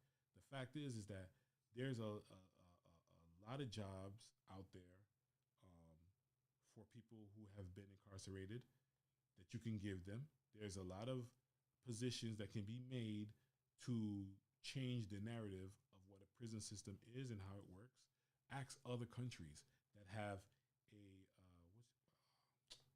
I forgot what that word is. But they are moving forward. Think forward way of thinking style of prison and reform and prisoners. We are looking at the prison system as a business. We're looking at it as a way to keep our country afloat because the United States government is involved in it, and they do. They do this and they do that, and they have a big gain in this. But is this good for us as a whole, as a community?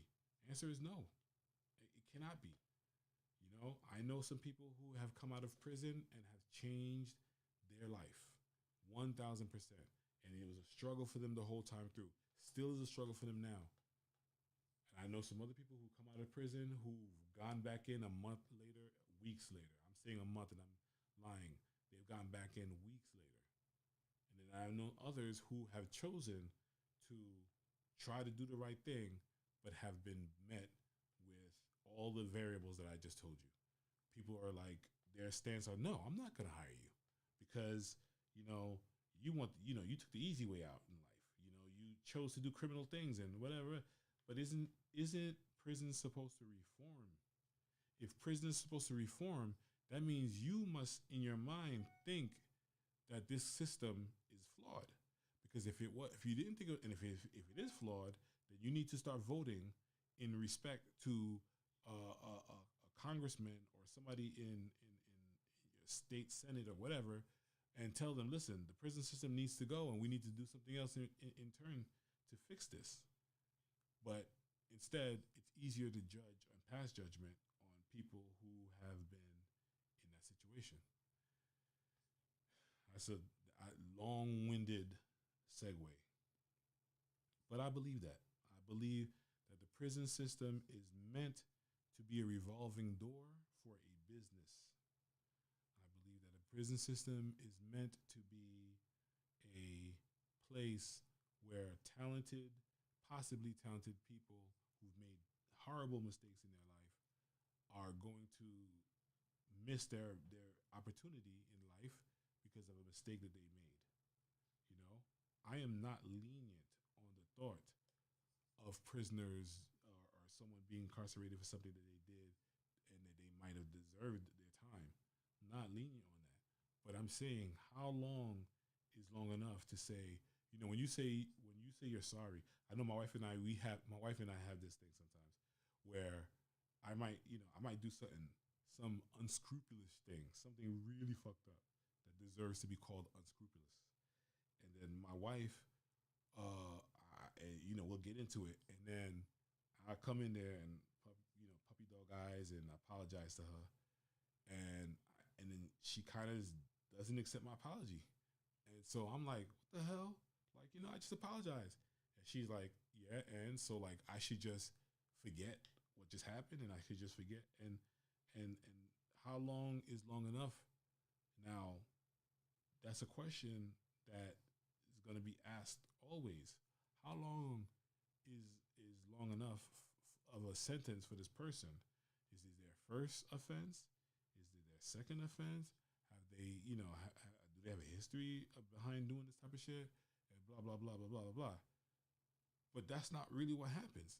What happens is that this person is categorized for this crime, and the amount of time that the crime that this the amount of time that the person spends in prison is in accordance to whatever the time is set for that time for that crime.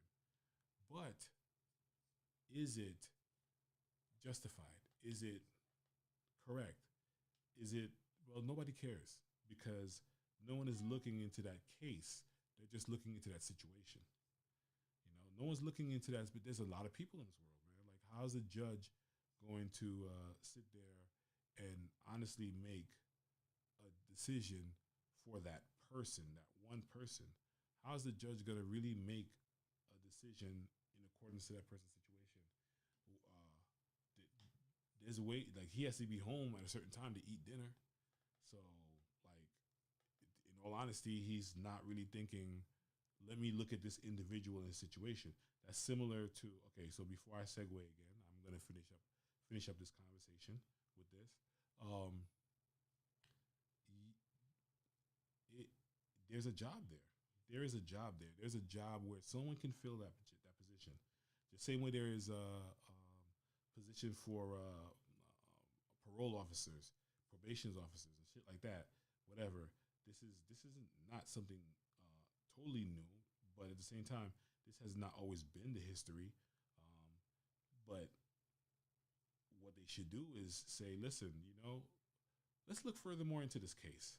Shouldn't be a private sector, somebody who's non for profit or somebody who's doing your work for you pro bono, and then they're looking at. So if you ever watch these documentaries, this person's like, yeah, I spent 8 years trying to free this man because he was innocent, and blah blah blah. That should be. I think that should be part of the court system. They should hire someone to do that job, to look into it. Maybe even an ex-con, someone who's been through the system and who knows that you could possibly be innocent. You know, but the point is, there are a few jobs out there that can be made to help these type of situations. The reason why they're not being made, I don't care what the paperwork and yeah, I mean, you just making up this thing because you don't know. Yeah, I don't know. I'm admitting that I don't know. But what I do know is that there's a lot of people sitting up in prison and in jail doing all this time. How long is long enough for that person to be reformed? Because if you tell me that if you tell me 8 years, this person is going to be out in 8 years. Well, then why can't he be out in 4 years? Like, why 8 years? Like, there might be something that he could have done. Good behavior. Oh, what is good behavior? Because you're calling you're saying good behavior, but what is good behavior? What deems as good behavior? Like there is, to me, I feel like there's too many variables that go into that. Yes, there are people that probably should rot in prison, but you gave him a cutoff time. You gave him a time. You said 30 years. Well, how you know he's not gonna learn his?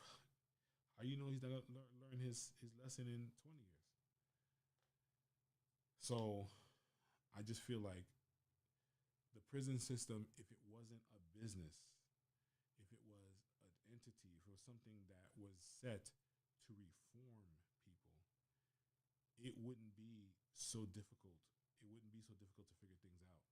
I I think the reason why it's difficult to figure things out, and this is kind of coming from the movie I was watching yesterday, is because there is a business behind all of this. There's money to be made and had, and somebody's going on vacation off of your loved one being in jail and in prison. Someone is living okay from that, and that's the downside to it. Now, can someone legitimately be in prison for a good reason, and the time that they were given is perfect for them, and this that third? Yes, of course. But how often are we looking at this stuff as less of a broad situation and more of an individual situation? We're not. We're not. And I guess that's what scares me because I don't want to ever get in trouble for something that I didn't know I did or whatever, some loose reason for me to go to prison. And then come to find out I'm sitting in there for 8, 9 years and no one really looked into my situation. It's so the last thing I was going to segue into was like child support. It goes according to what I'm saying. Like, okay, so you say after a child turns 18, then they no longer need help. Or if they go to college, then you are helping them in a certain kind of way, but then it still goes through the mother.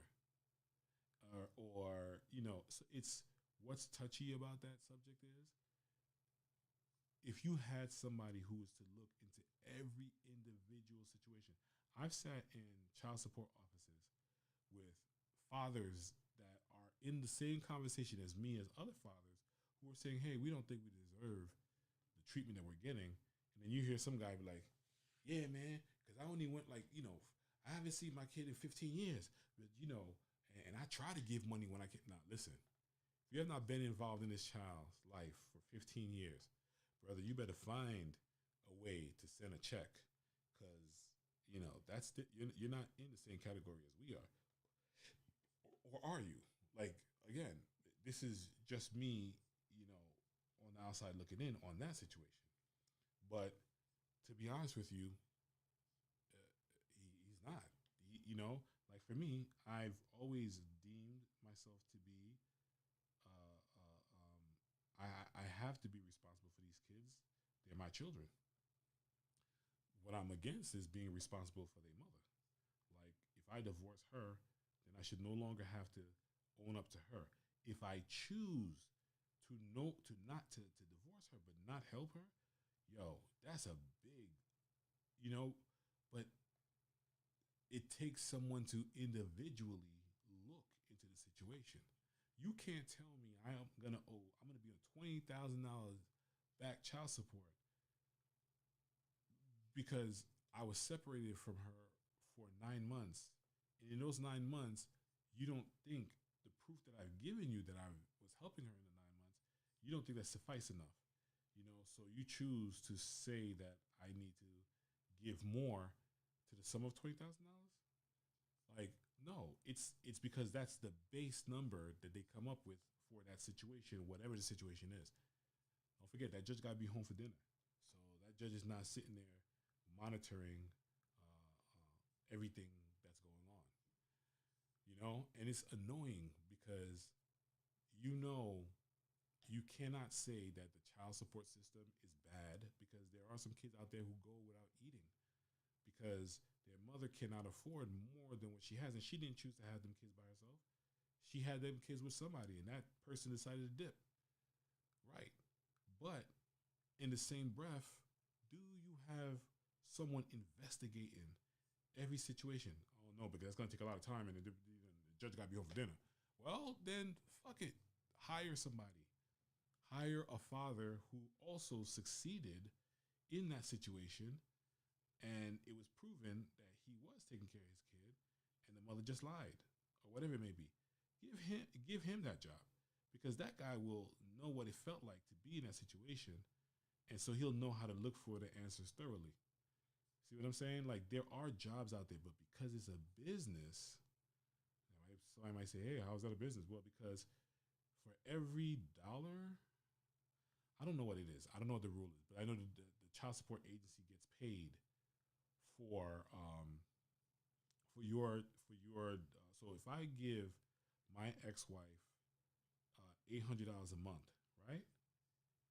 She's gonna get $700 something because the child support agency gets their cut out of it.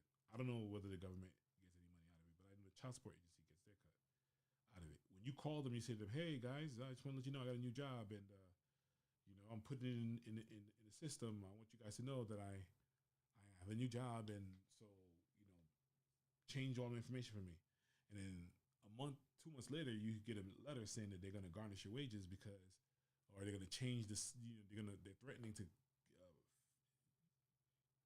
mess up your license because of that situation. You're like, what the fuck? What? Why? I called up. It's a game to them.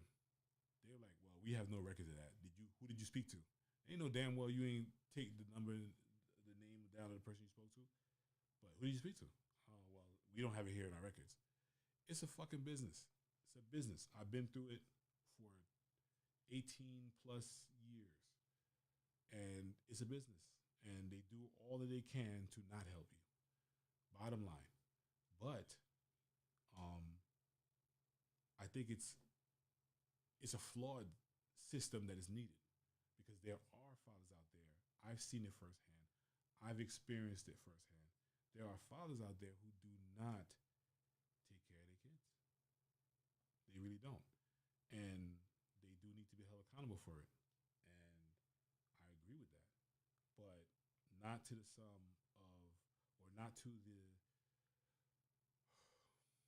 the detriment of other fathers who are taking care of their kids, and not to the point where you now are you're basing everything on the worst case scenario. That's what's happening. They're basing everything on the worst case scenario, and that's part of our society. That's how we get down. We base everything off the worst case scenario. You know what I'm saying? But how? How? There's a father out there who did everything right, who took care of his kids, and blah blah blah. He fell on hard times. He was not able to pay this month's child support, or he was not able to, or he lost his job, or whatever the situation is. Right there and then, they're on your ass because it's what the system tells you. It's all automated, so the system is saying that's what you need to do. You need to get on his ass because he ain't doing the right thing, and blah blah blah. That's how it is. It's set up for. It's like a button that says get on his ass. Now, you are the one guy that does the right thing, take care of his kid, but there's 15 guys under you that don't do the right thing. So it works for their situation. Where is the system that works for your situation? There is none. There's nothing set in place for that. This is why it's not good to do things on a broad basis. You have to be able to do things on a situational situation. Like I'm not, like I said, I'm not the most articulate person. Sometimes when I'm trying to say something, it doesn't come out so correct. But you have to do it on a play-by-play situation. Where this person, yes, that might work for him. That person, no, not so much because he's a good guy. He does everything he's supposed to do. He's never been late when he has a job. He's never done anything incorrect. He's done blah blah blah, blah, blah, blah, all that shit. Like there's a reason behind why it's going on. We have a court-appointed liaison that is assigned for this type of thing, and he is going or she is going to investigate and see what's going on, sir. Like why haven't you not? Here's the paperwork. Here's everything I have, and I lost my job, and I've been looking for work. See, here's my history of job searches, and unfortunately, I'm falling on hard times, and this and that. Okay, well, sir, if she tells you that she's okay with you picking up the kids a couple of days during the week, so you can help her not have to pay for a babysitter, would you be willing to do that? Sure. Not. Can you? This is real life, man. This happened to me. Fucking judge tells me to sell my car. So the same car that I'm using to look for work, I should sell it to make my one-time monthly child support payment. That's a judge that's stupid. That's a judge that does not fit in the logical thing I'm talking about right now. That judge is just dumb. But that's what came out of the judge's mouth. So it's like you there's so many hardship type of situations within dealing with the court system itself, you know, that it does make the father who's doing the right thing second guess whether he should have been the bad father. Cause shit, the bad father right now is sipping my tie somewhere, not giving two fucks. But we're not built that way. The fathers who care, we're not built that way. We just like the mothers who care. We want to do. I don't. There's a small handful of mothers out there that do this shit for the wrong reasons. In my eyes, from what I've seen, you know, it's not. They're not the majority, you know. But what the majority does consist of is just bear with me. What I'm gonna say. I've always not been an advocate of guns. I hate guns. I think guns are bad and they're awful, right? But I know I have to live in a world with them. All right. That being said, I've always said that there's always two ways to handle a situation: the right way, the wrong way. But when you have a gun, there's three situations. There's also the gun way. That's a situation. That's an answer to a question that's not even asked. It's just a decision maker for everything and anything. You know what? You try to tell me this store ain't got no tissue. Pull out the gun. What's up? You ain't got no tissue in the bag, you trying to say? Now, someone's going to do something that they would not have normally done because the gun's there. I'm getting to a point when I say this. So I think that child support also is a decision maker. Now, again, hear me out. There are a lot of mothers out there who are in need of assistance from fathers to help them with raising the kids that they helped make. Is the answer always money? No, it's not. I've seen it. Situations where it's not money. It's situations where the mother has that Calgon take me away look on her face, where she needs help. Like, you know, you get a couple of days off and she's on. She's on all the time. Even when the kids are with you, the mother's on. Let's keep it real. You're not gonna ask your girlfriend, you know, hey, how do I take care of my child? You know, if there's something wrong with the child or whatever it may be, you're going to ask that child's mother because she's the one who keeps record of that child. She's the one who's the keeper of all that is, you know. There are fathers out there who are the responsible ones and who have to be the responsible ones. But again, we're talking about majority minority. The majority of the situation is the mom. And I think it's only right and only fair that fathers pitch in when needed. If that mom is telling you a story, she calls you up and she says, you know, little Jamal, man, he's wilding. Like, he's in school and he's blah, blah, blah, blah, whatever it is. Your job ain't to be like, yeah, he like that. He like that. No, your job is to, when you see him, set him straight. If not, you might even say to her, listen, you need me to come over and talk to him? Sure, that'd be great because, I think that he sound better coming from you. Or even if it's Melissa, the daughter, she ain't listen. Mom is basically saying she ain't listening to me. Maybe she might listen to you. But the bottom line is that doing your part doesn't always mean financial. Doing your part could also mean you stepping in where she doesn't have to ask you. She's telling you how her day went or how her week went when she had the child. He's not listening. He's just doing his own thing. And your job is to not say, all right, he's doing his own thing. Yeah, I'm about to buy him a PlayStation. I've been guilty of that. I've been guilty of not trying to deal, but my situation might be a little different, which is why I'm segueing into, because my situation is I barely got to see my kids, even with a court order. Even with a court order, she made it 1%, 1,000% difficult for me to see my kids. And it was tough because it wasn't black and white. The situation wasn't black and white, and the court system took it as that. The court system took it as it was black and white. Now, mind you, I divorced her. I went to the courthouse to divorce, to say I'm not happy with this marriage. I want a divorce. But the courthouse, in turn, said to me, "Fuck you. We're gonna deal with whatever her situation is. She's on top because she's gonna have the kids, you know." Which I didn't fight it because I felt like still I didn't know who I was dealing with because I was still technically dealing with the person that at one time or another was my wife. So I didn't go into the court expecting to have a fight, even though I've seen it happen time and time again. You know, sometimes the woman might be right, sometimes the guy might be right. But I've seen it where the court has done everything in a universal tone. And I should have been prepared for it, but I wasn't because I felt like, nah, logical makes sense. She ain't gonna do that. But she did. She did.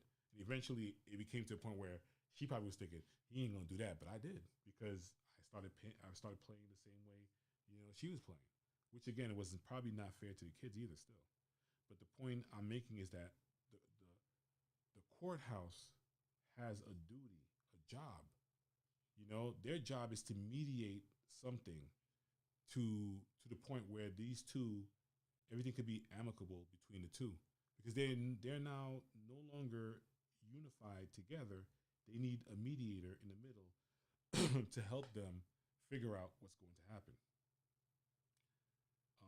And it doesn't work that way. It works in a way that that judge got to get home for dinner.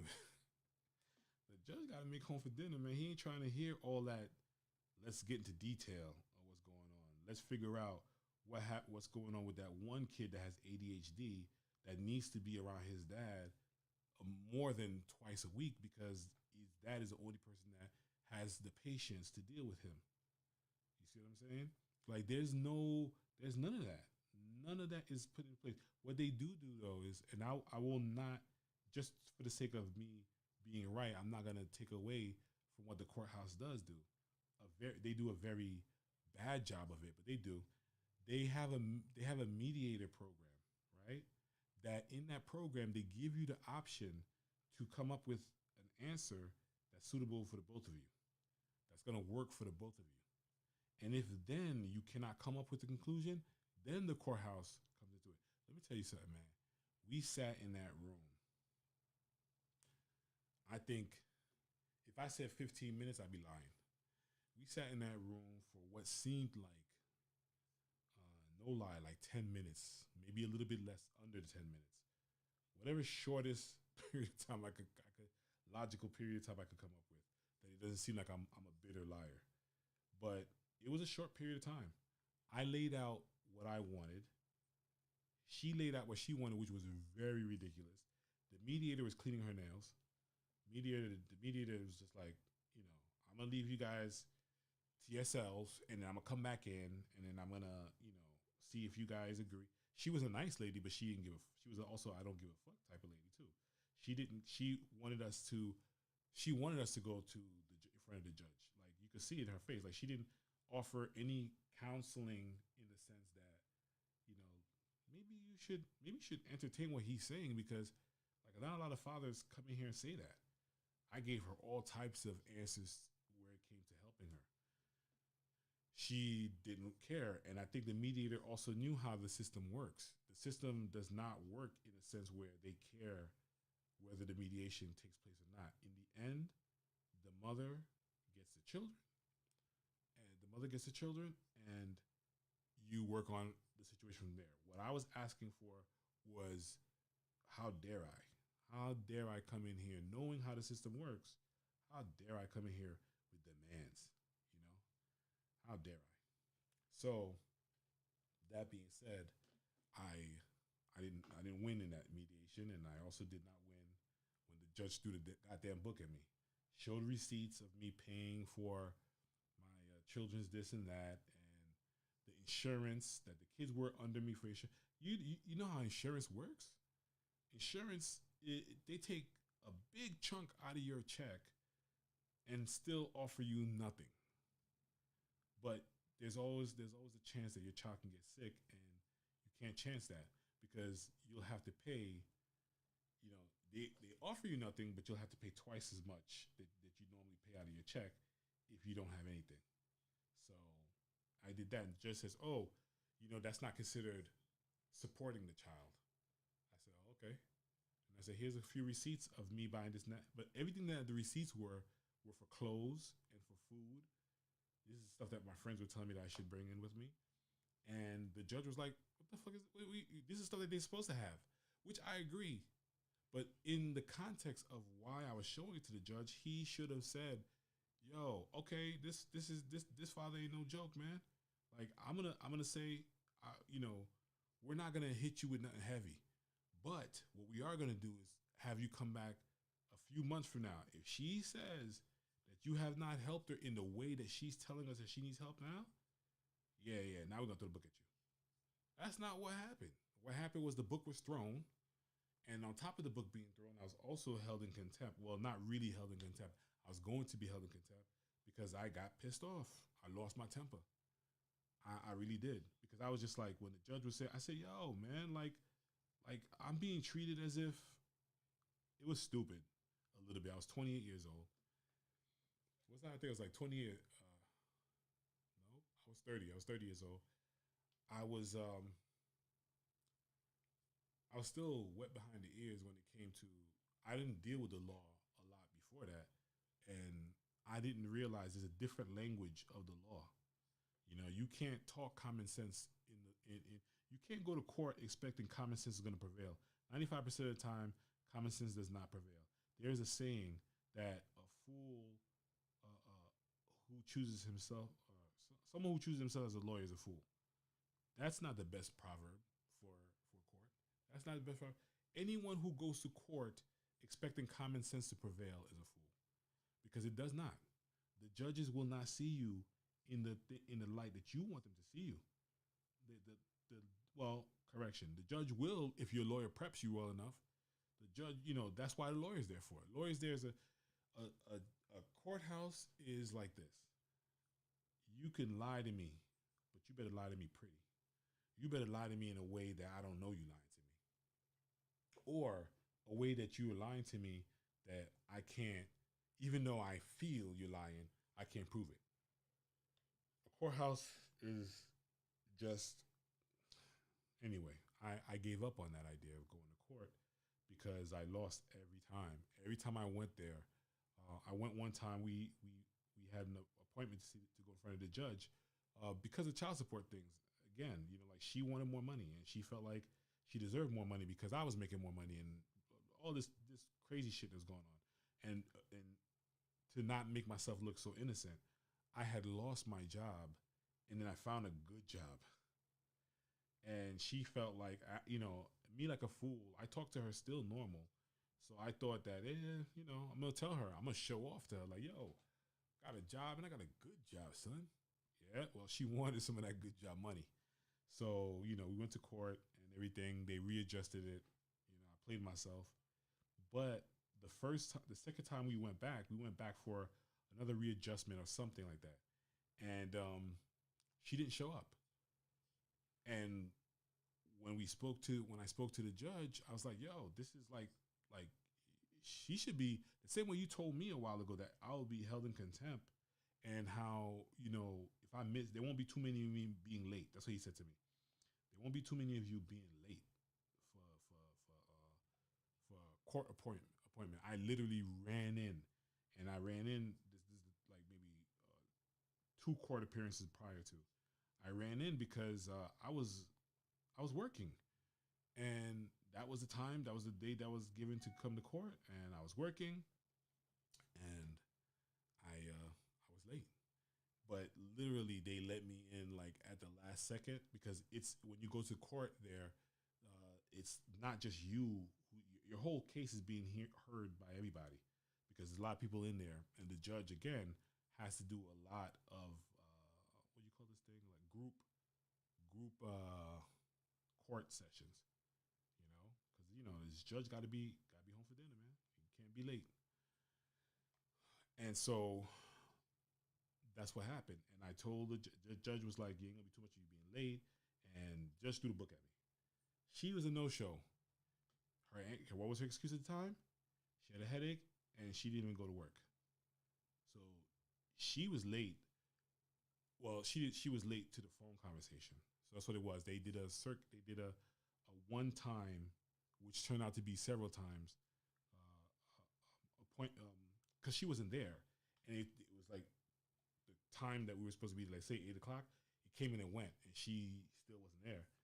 Um, I was like, yo, like I got to be at work.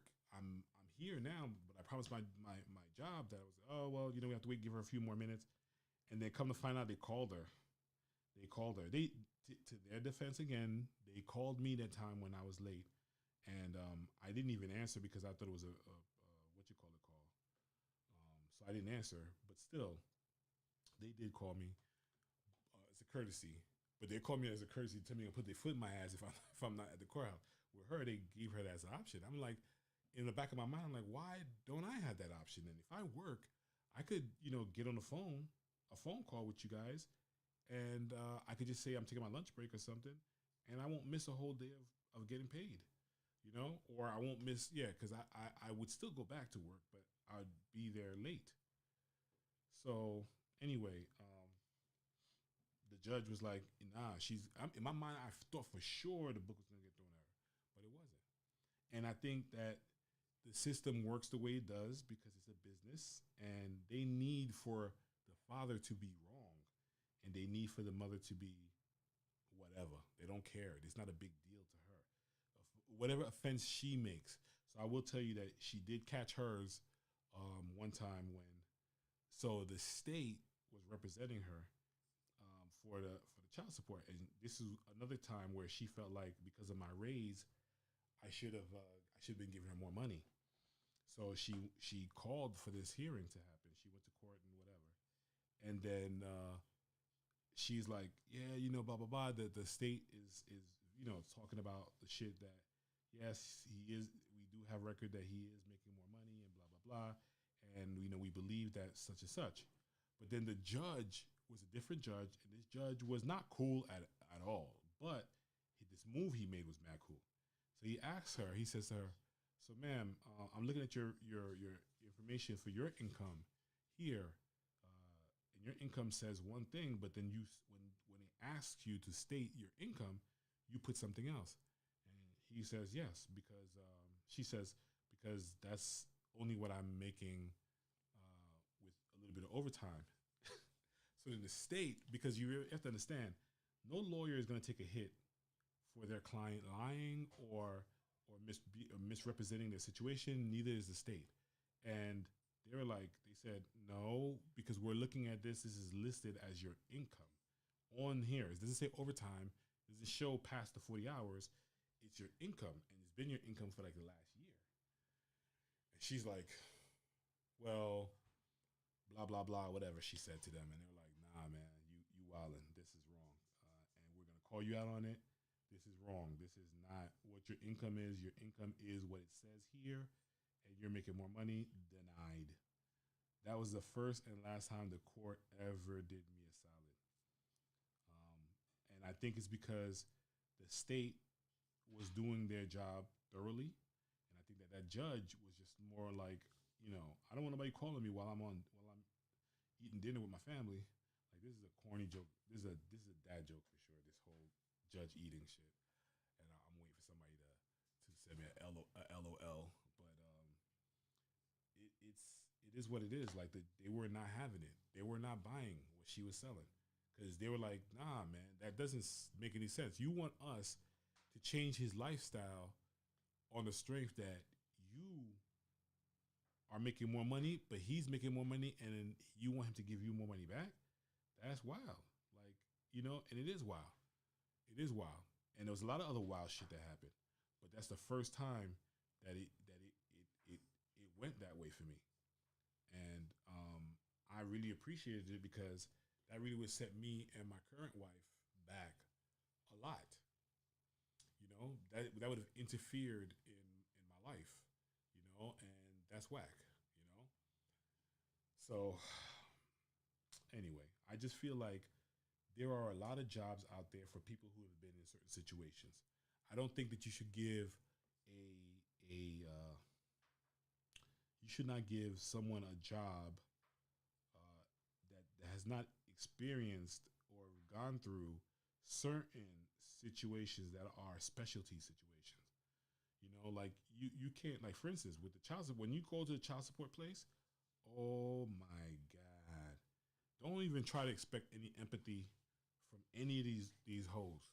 And I'm sorry, I'm gonna call them hoes because they are. And it's not just women; it's guys too. So I'm not saying it as like I'm describing women as hoes. I'm saying the people they're just hoes because, like, when you're talking to them, they've already passed judgment on you. Because I get it, you deal with a lot of fathers out there that might lie and say, my situation different. Well, I mean, guess what? He might not be lying. His situation might be different. You might have to just hear out the whole story. You can't just say I'm gonna just pick what story I'm gonna listen to, and then at the end of it say, nah, he lying. You gotta really pay attention to what he's saying to you. He might be saying something that's real that you gotta focus on. You gotta pay attention to. But they don't. They treat you like they treated the last guy. So the guy who didn't take care of his kids for 18 years, you and him are in the same fucking boat. Doesn't matter. Doesn't change the fact that you have been taking care of your kids for the whole. And they tell you, this is the thing they like to say to you. Yeah, well, she can't use that as an excuse that she ain't got no job and blah blah blah blah blah, whatever it is. And you're like, I'm not saying it in that tone. I'm saying it like, for the time while I'm looking for work, my kids don't live with me. They live with her. And that's great. That's good because I don't have to worry about them not eating. Because that child support that I gave, that 500 and something, that's another thing that gets me. Because I hear it all the time. Some of us be like, because it takes a lot to raise a child. I understand financially. Don't get it twisted. The same money I was making where I had to split that money with my ex-wife, I had to also survive off of that. So I had to have roommates and live in all types of weird situations. But I never really cared badly about it because I felt like at least my kids are being taken care of. Those points I give to the mother. The mother does need to take care of that child. And she don't have the option to say, hey, every day I'm looking for work, but I don't have no work, so I can't. The kid has to eat. But what I will say is this: no child is. I don't care what you tell me. $850. I had 3 kids. 700 and I think it was 750 is what I was paying, right, for all 3, which I don't doubt that that's a low amount in comparison to a lot of fathers out there who's paying like in the thousands, sometimes even in the thousands per child. But I don't think that is fair. I think that it should go on 2 bases. If the father is active in that child's life,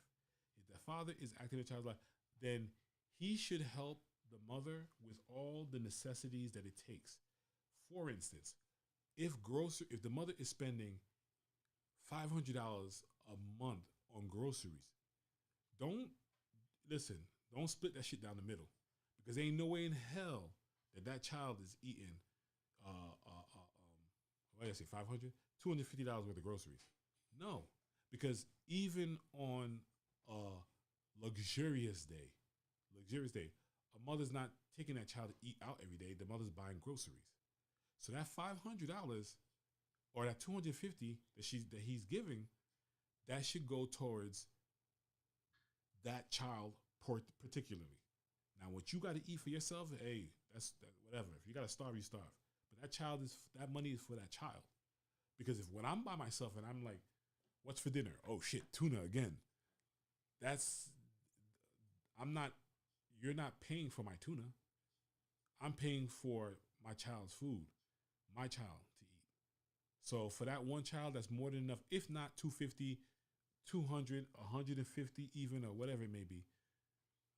But don't go out there and say, oh shit, we having filet mignon tonight, man, whatever. No, shop the way you shop. Shop the way you shop, do what you do. But if there's a father out there that does not assist at all, meaning the child does not go stay with dad at all, the child does not, dad is too busy, dad is dad, all the story, no, then he needs to pay the whole $500 for the food, because that mother has to have the energy to take care of that child, to be with that child, to do everything. He has to take up more than half of the what you call it. But again, that's situational. Everything is situational. based off of a situation. If this father is active in his child's life, he's with the child. How you think he's gonna be able to? So I'm gonna be taking my kids to the park every freaking time I'm with them because the park is free 99. I don't have to worry about paying for that. But if the child's with you, what is he? What is the father going? Remember, the father is paying for that household, but the mother's not turning around and paying for his household. He might have a whole different life now. You know what I'm saying? And the judges do not change that. They do not say, "Hey, you know what? Let's adjust or whatever." No, the judge don't because it's a business. It's going to be less money coming in. It's a business. Whether it's the business on the government side or it's a business on the child support agency side, which I'm sure whatever money that they take from you, they break that off with the government. 10 cents, 10 cents off of every $10,000 is still money, still a lot of money, and it's revenue coming in. You know what I'm saying? You got to have a job and a business. A job for people to help with this, and it has to be separate. Cannot be part of the government regulations, and it cannot be a business. It has to be a mandate. It has to be something that's mandated. It has to be something that is for it's all around. It's an all around law. Don't forget state for state. It's an all around law.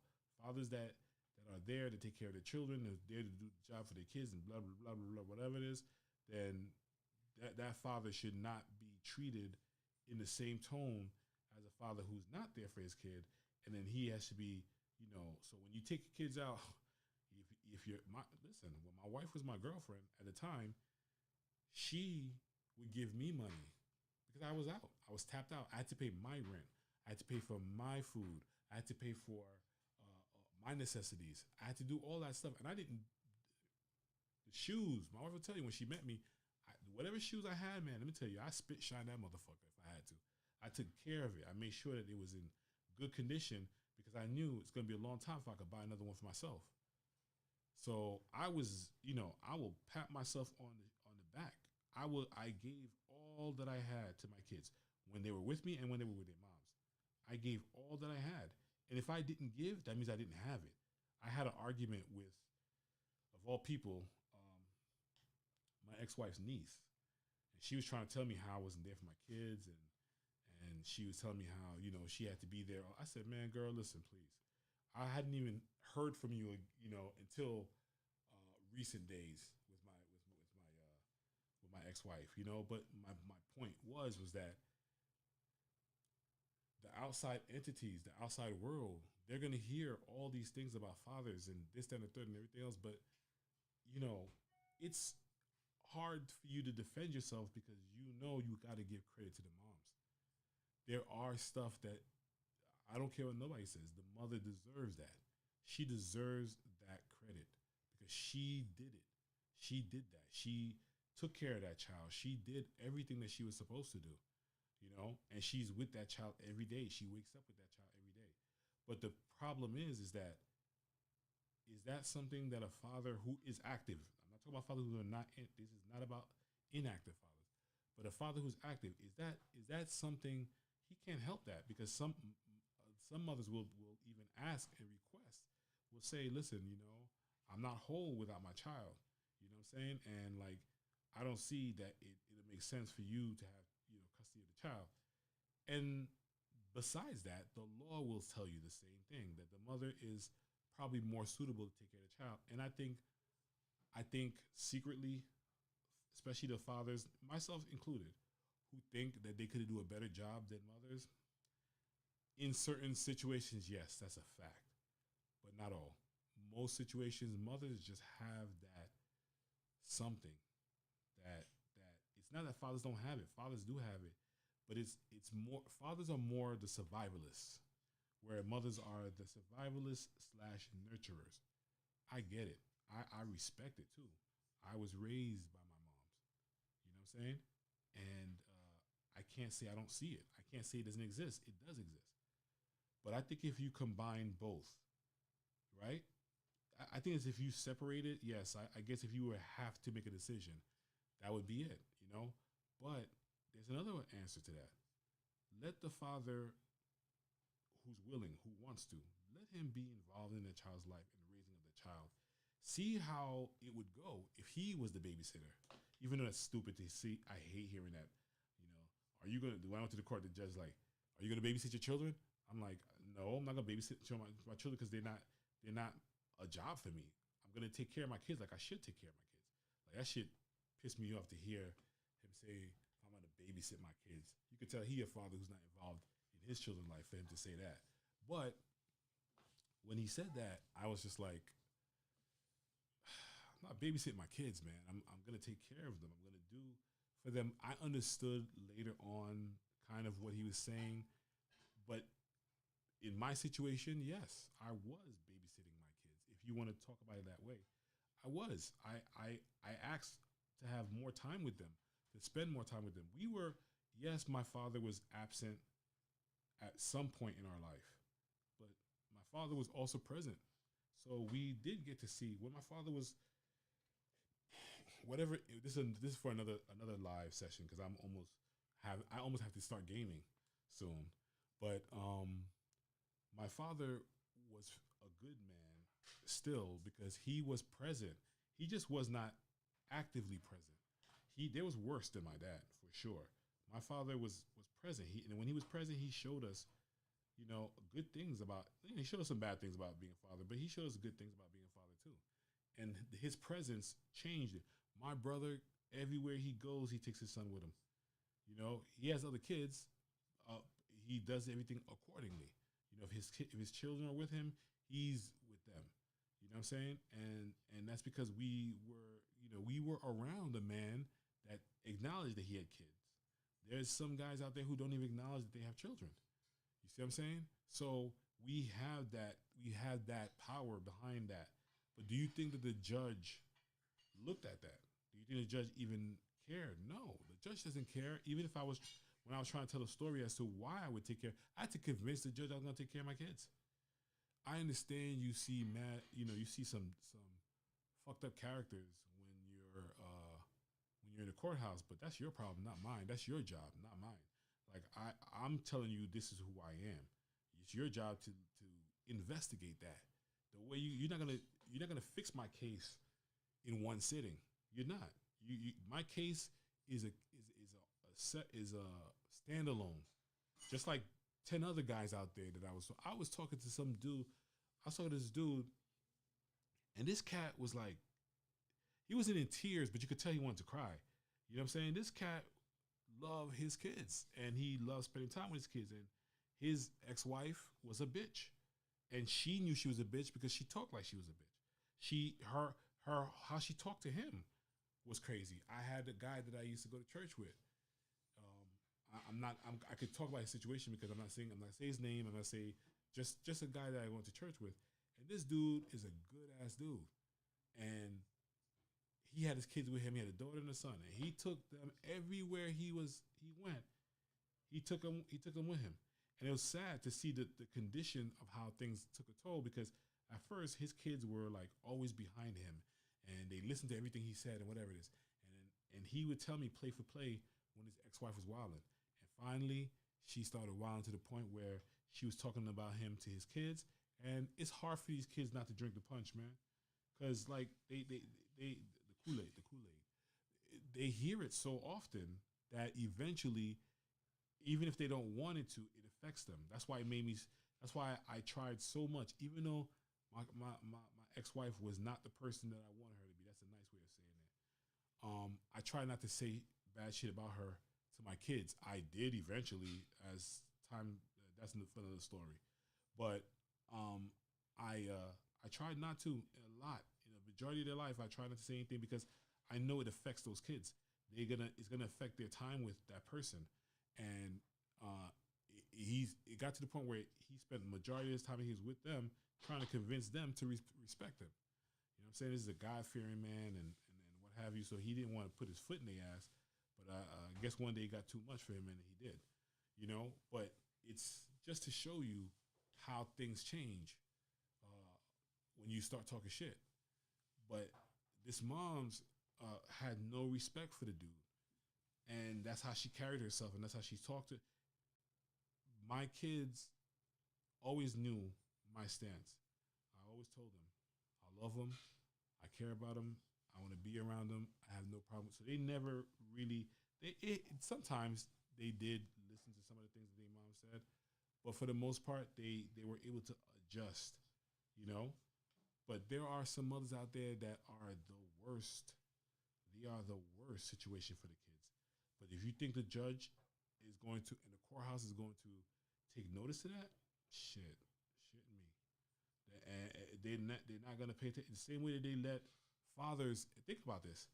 So a father who decides to start working off the books and kind of go incognito, and he can't find them, you think the judge, the courthouse, going to do throw the book at them? They can't throw the book at him because he ain't nowhere to be found. But what they are going to do is they're going to throw the book at the father who's there. They're going to treat the father who's around. You know, they're going to treat him the same way they treat the father who's not around. So to be honest with you, it's like you kind of feel like the father who's not around has the better life. Yes, he doesn't live with the kids and he doesn't experience their growth and he doesn't see. Yes, that's all lovey dovey and shit. But he gets to live without the worriment of that.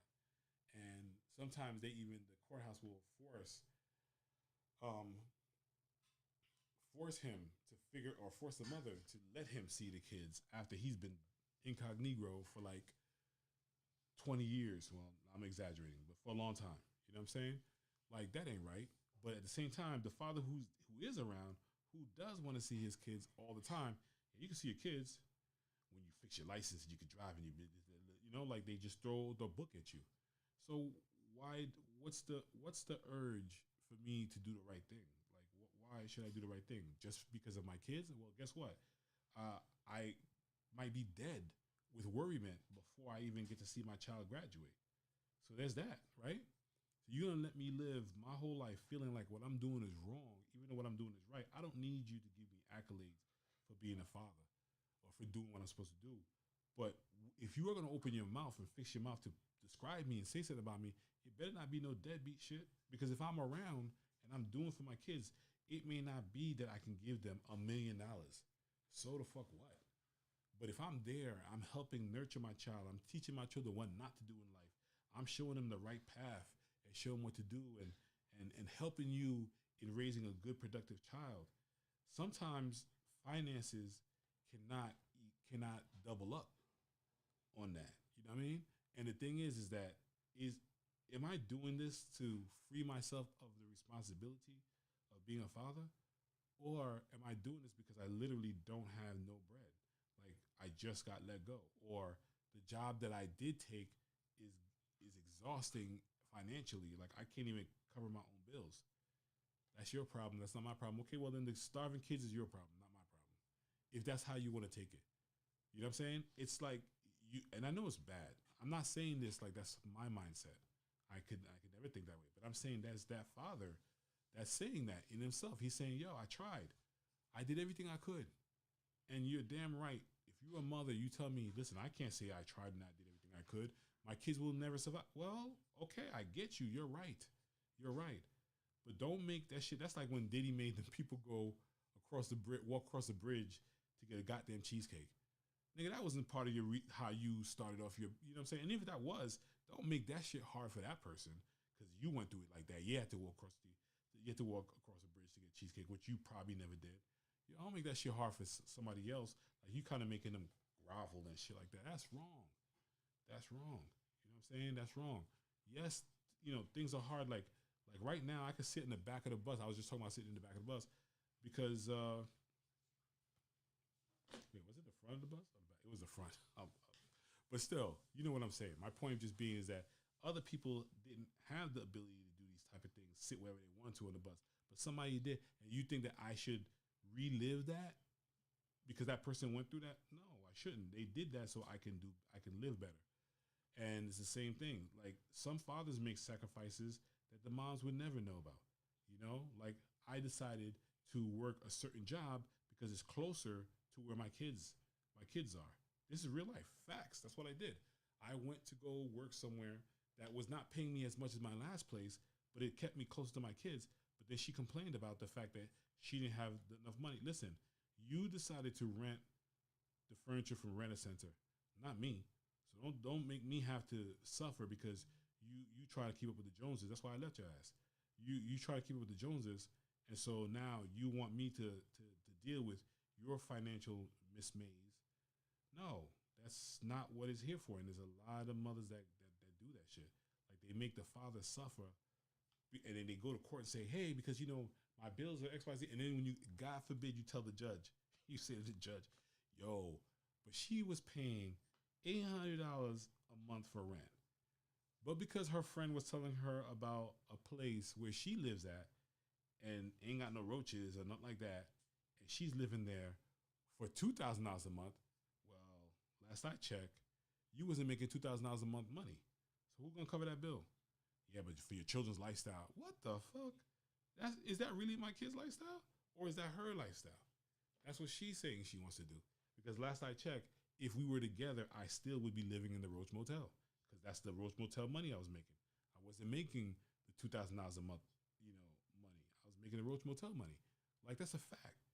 Like you cannot tell me that because she ups her ante, I have to now suffer because it is taken away from the kids. It ain't no secret. Like I just said, I also for many of other reasons, but the best reason I can talk about freely, I left my ex-wife because financially she was like not paying bills and using money frivolously on some dumb shit, right? And I felt like my kids was gonna suffer from this as well as me, and I didn't have to live that lifestyle. I didn't have to live like that no more. I could just decide I don't want to be with this person and move on, right? So that's what I did. But now she's still living that, so it would have been cheaper to keep her, like they said, because now I'm paying, my rent, your rent, and then I'm paying for your upgrades. That's wild. Like that shouldn't be the case. So again, like it's not black and white, because obviously I'm gonna paint the picture leaning more towards what I went.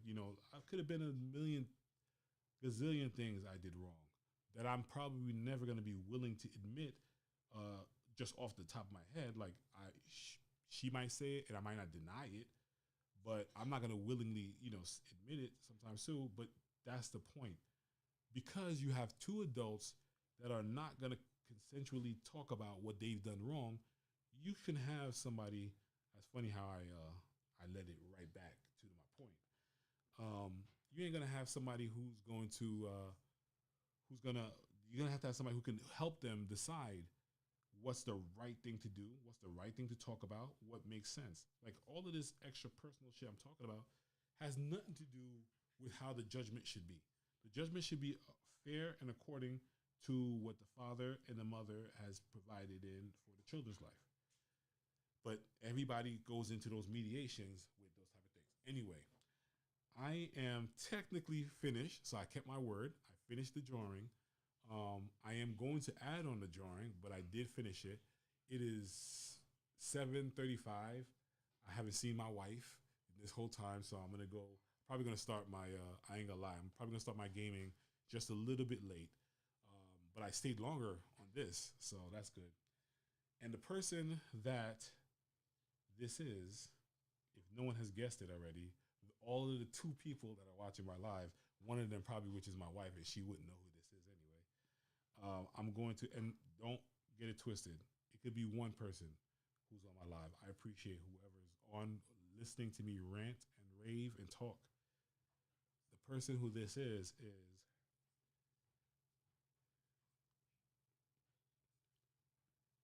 I probably said it, spelled it wrong. Yasin Bey, right? Yasin Bey. Let's let's erase that.